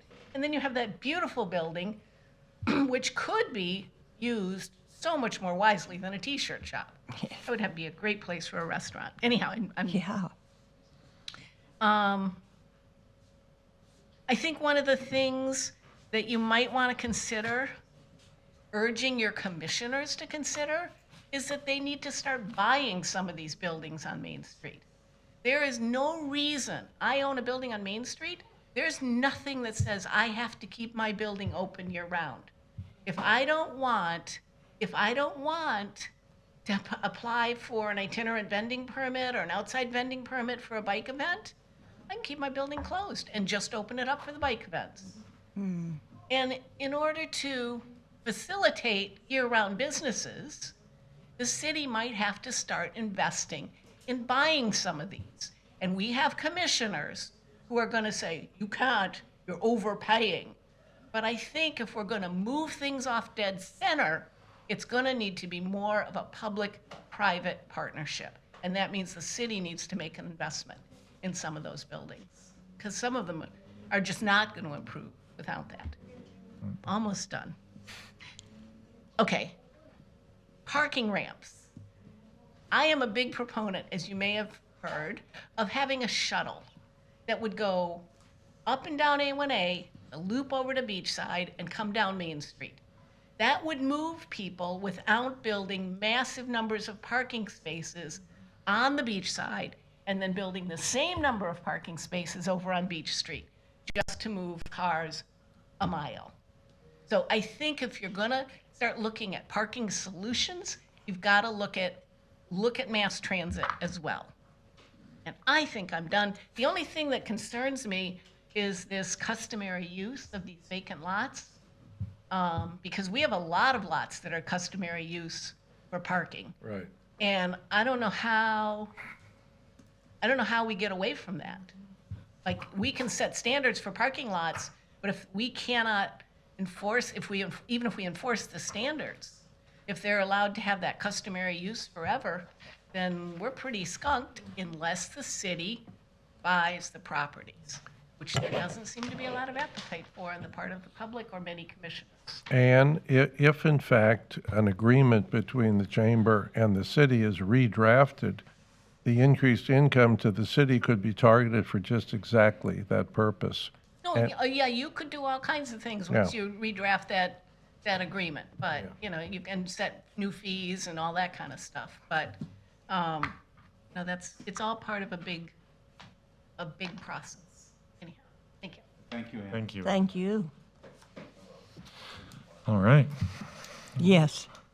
I don't think we have any more public comments. Let's move on to board comments. Let's start over this way and move our way around. Ray, do you have any comments? I'm You'd good. like to add at the end there? Will? I am fantastic. I appreciate it. All right. Amy? Wow. You I'm are. surprised.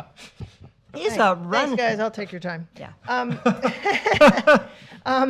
Last month, I mentioned the 507 Fifth Avenue, the Miracle Center Church. Mr. Gross was here. I don't know if you recall what we talked about. And he mentioned, I said the exterior was supposed to be improved by a certain date in August. I think that date has passed, in order for them to avoid fines at a September magistrate meeting. Right. And I brought forward the fact that the roof is in disastrous condition, I know, because I saw the inside when it was for sale. Unfortunately, nobody has any pictures, and the city doesn't seem to be aware of how bad the roof is. And Mr. Gross mentioned that an administrative inspection might be possible, and he would look into that. And I don't know if you have any information on what could possibly be done or what status that building is.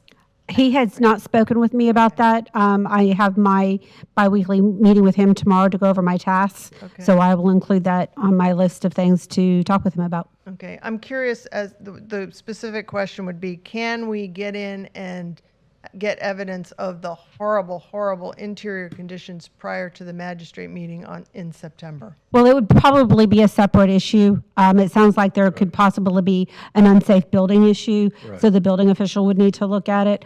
Again, he may have talked with the building official. He did not apprise me of this particular matter. Okay, thanks. I don't know how I could get an update on that before next month, or Well, if I get something from him, I will send you an email giving you an update. or send it, so that all of us. Yeah. Thank you. And then I also showed some pictures of what I call zombie houses up on Peninsula and scattered about the Main Street CRA. And I mentioned that they were for sale. These are the ones with the for rent sign out in front that everybody says, that can't be for rent, look. I made a reference of an Addams Family house, and there were a couple people that didn't know what that was, but I think you guys all know what that is. There was a younger person who was like, I didn't know what that meant. Anyway, the rental signs are still out front. These are 4x4 posts with it's like a permanent sign. And I was hoping a code enforcement officer would be here, or Denzel, so I could ask about what the progress on that is, because I really feel the city should crack down on that. It's a very bad look for our redevelopment area. Here is a specific question that I came, when I purchased the office building, prior to turning the utilities on, I owned it for a couple months before we turned the water on. And I got a bill for $25 for a stormwater fee. And I thought, I realized I didn't even turn the water on, but I was billed for a stormwater fee, which I don't have a problem with that. But I'm wondering if buildings that are unoccupied are billed a stormwater fee, can we somehow leverage that ability onto vacant lots and vacant buildings on Main Street, say, people, businesses that are not active? Is there a way to generate some infrastructure funding with, I was billed for a stormwater fee when I had no utilities and no tenant in there, nothing. So when does that happen? Stormwater utilities are literally when the rain comes out of the sky and how it goes out. Right. So whether or not there's an operating business is irrelevant because you have the impervious surface. Okay. Right. So my understanding is, and I would have to confirm this, that all properties have that stormwater fee. Only if it's impervious. It's an impervious That thing. kind of makes sense. Yeah. So like a grass lot wouldn't count. Would not they might have some because there's still water that could be, running off. That's the Their problem. totals, I don't know how it's calculated. So the amount of impervious to pervious might, impact how much they have to pay. All right. But I could get with the utility department and get additional information on I'm that. just curious. I mean, it sounds like we're already charging it, but it was something that I was not You have aware to of. catch the first inch. Huh? You have to catch the first Oh. inch is what the code is. Okay. And then I have one other thing that I've talked about, maybe I haven't talked about it in this meeting, but the condition of power poles. We have lots of situations, and see, everybody goes, oh, yeah, I know. Poles, either new pole is in and old pole is still here, okay? Old pole is still here, it still has AT&T cluster around the top of it. They're waiting for AT&T to remove the lines before Florida Power can remove the poles. It's like all these steps of process, but some of them have been there for years. And some of them are really, really unsightly. So it's another thing I kind of address the worst first in the area. If you're driving along and you see yuck, yuck, yuck, yuck, yuck, then maybe there's something we can fix. So my take on it is that FPL should be a partner in our community, right? And it help us eliminate blight. So I don't know what pressure the city can put on, like if you make a call about one pole, they'll go out eventually and fix it. But what I don't understand is why we can't insist that they clean them all up. Ken's making a horrible face. Make So it this part is of just my their question. contract. So- They have so- a yearly contract with the I city. just want to finish, I'm going to say one last thing. I started a Facebook group called What the Hell FPL. And I'm not only sending these in to see Click Fix, because I'm trying to be responsible, I'm not just griping on Facebook, but I'm also posting them on Facebook. And so far, we have one win. One has been taken care of, and a couple of other people have posted. But if anyone's interested in joining that group, it's a place that you can post the picture of the one in front of your house or the one that you see when you walk your dog that looks so horrible. And then we'll all kind of together, like, track the progress and maybe do a little cleanup. So that's my little proactive thing for the What the Hell FPL. I like great idea. Yeah. Actually, at the lot, I have at 540 East International, there was 2 poles like that. And I noticed it was rotted really bad and they left it there. So I called FPL and asked them, "Could you cut it down?" And they said, "Well, we'll get to it." So it was after the end of this last bike week, I decided, well, I'm gonna see how bad it is. I pushed it and it started wobbling. And I said, okay, and then I pushed it and it fell over. Good for So you. it was that bad. Yeah. That's So, pretty bad. by my hand, so, and it was, about 15, 20 foot tall. It would killed somebody. Exactly. So it was, Wow. not necessarily something the city can do anything about. Yeah, I've they been can. actually, I complained for probably a year and a half to FBS. Yeah, they can. So they actually came in and fixed the other ones that were bad because I explained to them, I said, look at this falling, sent them a video, explained that this was a vicarious liability thing. and they could Absolutely. be sued. So they came out and did fix the other 3. Yeah. Yeah. On the sidewalk, there are several sections between Main Street and the Orange Avenue Bridge where there is no way that anyone can walk on the sidewalk. And there's a gentleman that walks past my store every day. He's blind, he has a seeing eye dog. There's no way he could go down that sidewalk, and that is not safe because to the Orange Avenue, not Port Orange, Orange Avenue Bridge, to make a turn onto the bridge, if he's out in the street, which is the only way he can walk there, that is terrible. And it's been like that, and it's 2 poles totally blocking the sidewalk there. So there's a number of places. I'll have to take a photograph. My group. Yes, okay, but I won't talk to you about anything. Oh, yeah. Yes. No. But yes, that's, okay, I want to. I'll send my pictures. Let me bring something up about the FPL thing, which is kind of ironic that we're talking about this. Isn't there somebody in the city whose responsibility is the street lighting? Public Works. Yeah. Yes. Because someone brought it to my attention. I drive home from work, from near the boardwalk area to Bel Air Plaza. And someone's like, why is it so dark? And I started counting the street lights. There's 35 street lights that are out between Oak Ridge and Ormond Beach.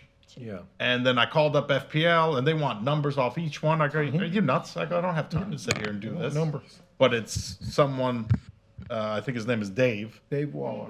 And he goes and spray paints each one. And I said something to him, and he said, well, FPL's got 12 months to fix those.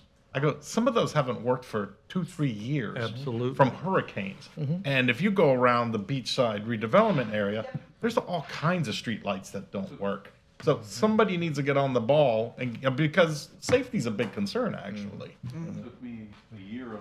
It's not just a petty thing, like, hey, I want the lights to work in my neighborhood.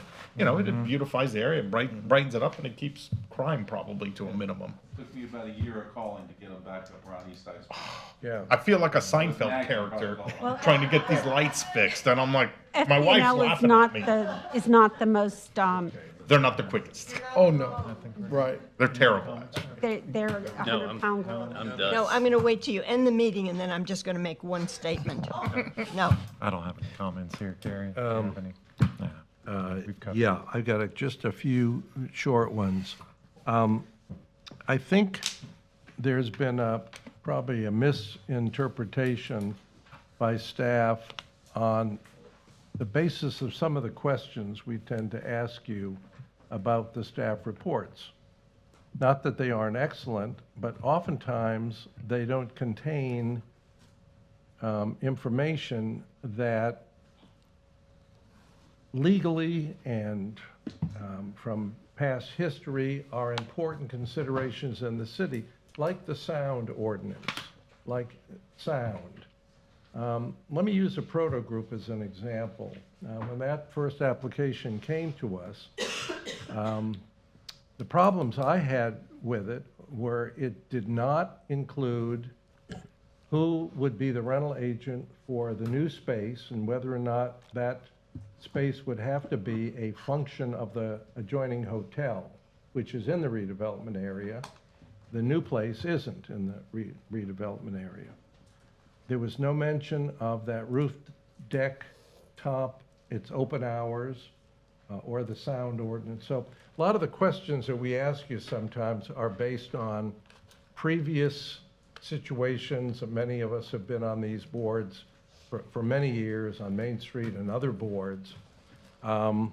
So I remember when I was a sophomore at the University of Florida and the late Congressman John Lewis came to the University of Florida, and I was involved in the Student Nonviolent Coordinating Committee, SNCC, on the campus of the University of Florida during integration. And John Lewis always spoke about, don't worry about causing trouble, just make sure it's good trouble. And the questions we ask, I think, are good trouble. We're trying to get enough information to make a decision that is packed with information. And I had heard that from pretty good sources that this board and one other advisory board, were getting to be known as troublemakers. There were troublemakers on the board. And it bothered me because I think the questions are very important because they help they fill out the flesh of the issue at hand, and they take into consideration important things. I'll give you another example. When we were presented with the so-called parking garage project, 2 minutes. there was never in the grant or in the presentation until questions came that presenter has no intention of building a parking garage. He wants to build a flat parking lot adjacent to a residential area and use it for special events, which means he's going to have to light it. So next to, across the street from Amy is going to be, you know, LED lights if it's lit, and if not, it's going to be a black, completely black hole. That project was really, had nothing to do with the parking garage. When he was asked a question, when is your groundbreaking? He said, well, we don't have any idea that we're going to build a parking garage. We're interested in the flat parking lot. And so the way it was presented was like a bait and switch kind of thing. We were looking at the architectural drawings of a parking garage. You might have known, but we didn't know until someone asked him the question, that that's not, and that was a major zoning change from business professional to the zoning that would allow for a parking lot. That was a big switch there. We fought for years to get business professional zoning back on the Beachside because we wanted buildings like the Brown and Brown building, which is downtown, on the Beachside as well. We wanted more of the business community to feel comfortable about building. And there have been some other issues on some of the presentations where only through the questioning of members of this board did we really get to the bottom line on really what was at issue. And I don't know whether or not you have a checklist that you use with an applicant when he comes in. I was buttonholed by the manager of the hotel and by their attorney and thanked very much for the information that we brought forward on the noise ordinance, the 10 o'clock noise ordinance, on how they were going to handle parking. That was never involved in their presentation. So I don't want you to think anybody's is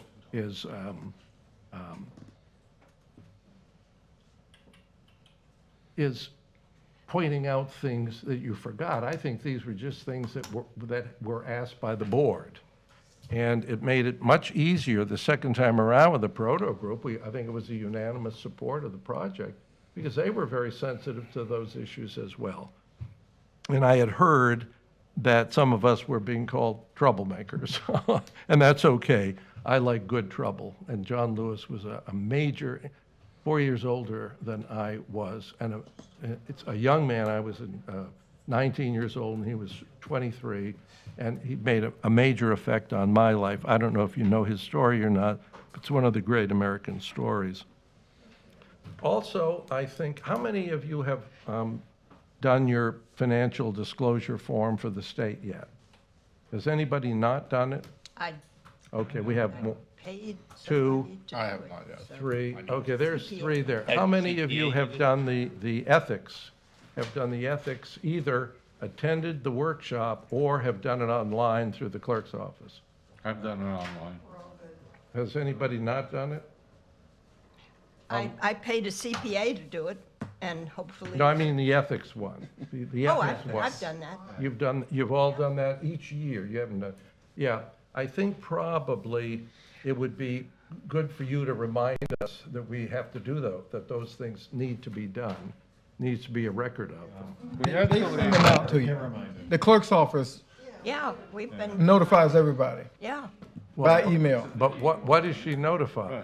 You get an The email. classes that you need to take, the course that you Yeah. need to take. I've never gotten an email from the clerk's office. Well, if you're on this board and you're giving us an email, we certainly. Well, you have reach out my to you. email. I get my minutes mailed. Okay. Okay, I know that there are, I'm in the process of doing the ethics one online because I called the clerk's office and got the connection. I think the financial disclosure is going to be dramatically changed. It caused such a reaction throughout the state of Florida that I think it's going to be modified and a lot easier to do. Those of you who had a challenge with it, and I had a big challenge with it. Now, people ask, what else could we do in the Main Street area other than bike events? Well, we put millions of dollars into Peabody Auditorium, and we have a first-class presenting hall in Peabody, and it's right next to the Ocean Center with thousands of parking spaces next to it. And I used to walk down there after I closed my store and go to shows. And if we can't, with Peabody, which has really come alive in the last 2 years, we can't come up with events that are not necessarily cultural, but maybe entertainment in nature, there's something wrong with us. And I don't know why, and that's going to be on my list of some of the things that we might consider is working with those two major spaces that are capable. I don't know if you were here when the American Music Festival was here. I went to every one of the concerts down there. Had my picture taken with the Jonas Brothers, as a matter of fact. It's one of my great, I looked too fat there. I was 40 pounds heavier. I mean, there are huge opportunities and that both of those facilities are in the Main Street redevelopment area. I think there are all kinds of things we can do.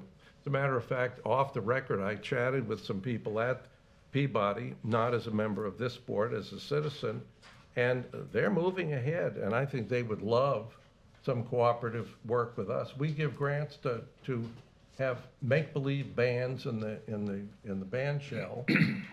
We might be able to do something that could bring some major entertainment to the Beachside, to the redevelopment area through Peabody and through the Ocean Center. And I'd like us to look at that and consider it.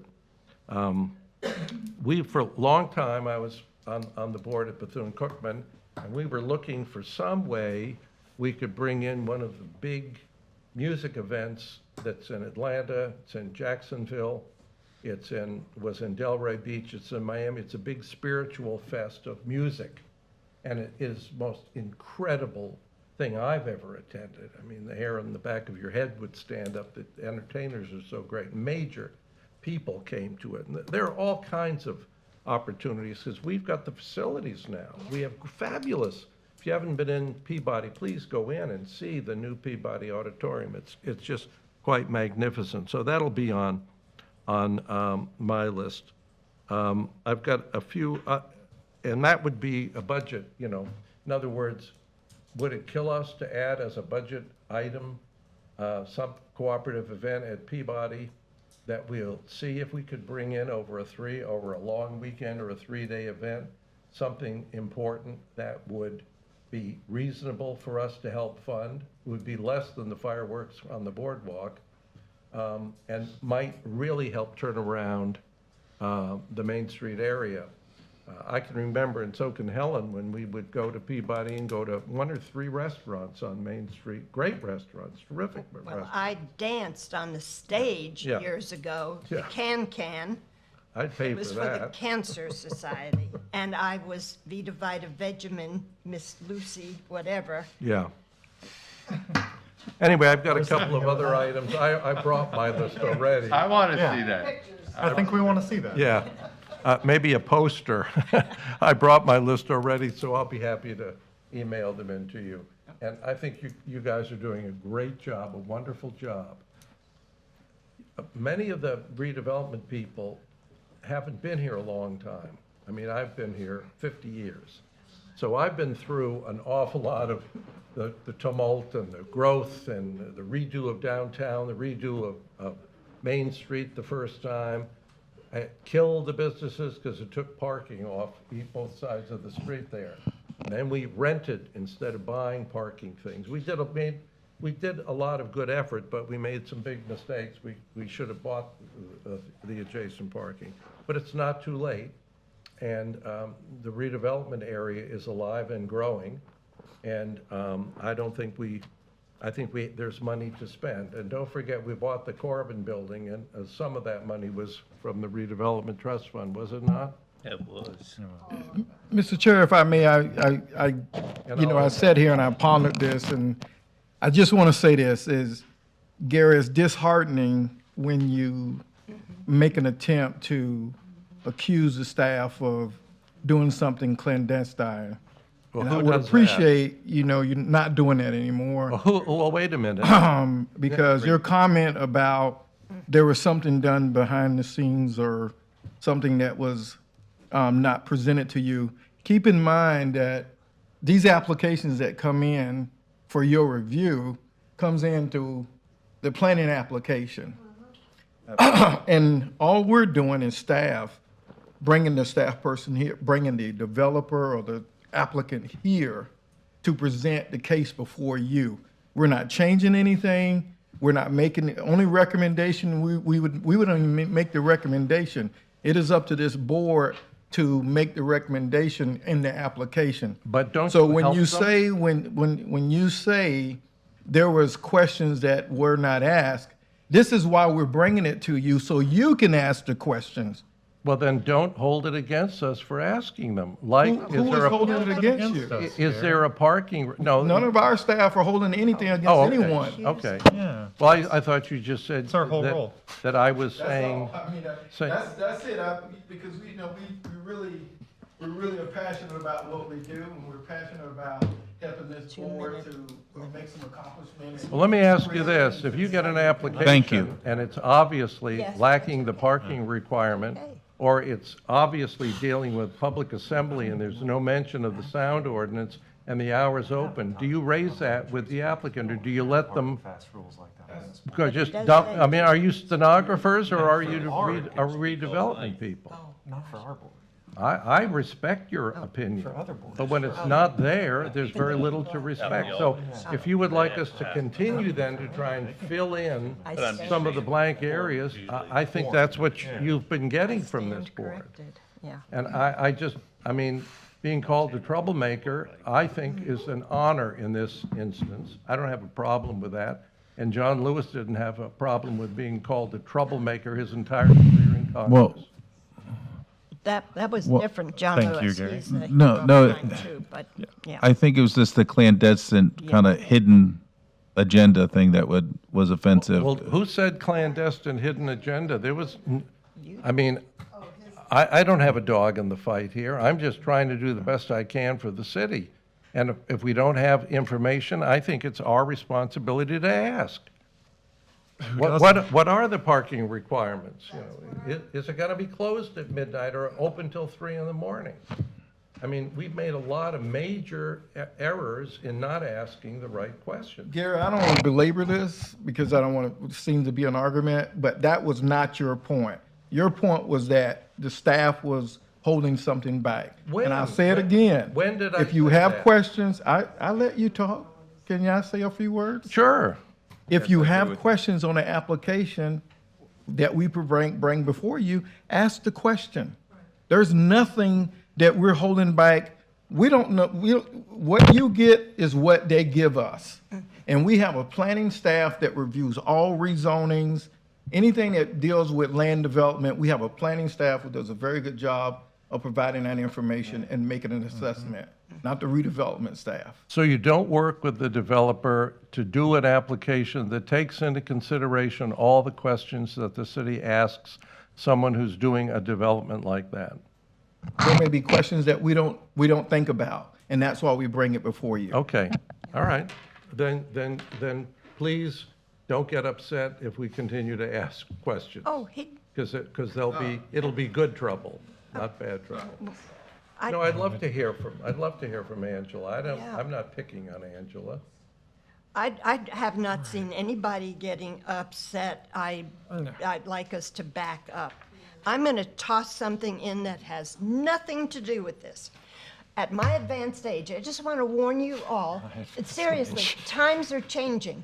I had kids come in, I asked them, do you know who Evel Knievel, I have a big picture of Evel Knievel because he used to shop in my store. I said, do you know who Evel Knievel is? They go, no. Do you know who Paul Newman is? He used to sit in my store when he raced out at the whatever. They would not. Yeah.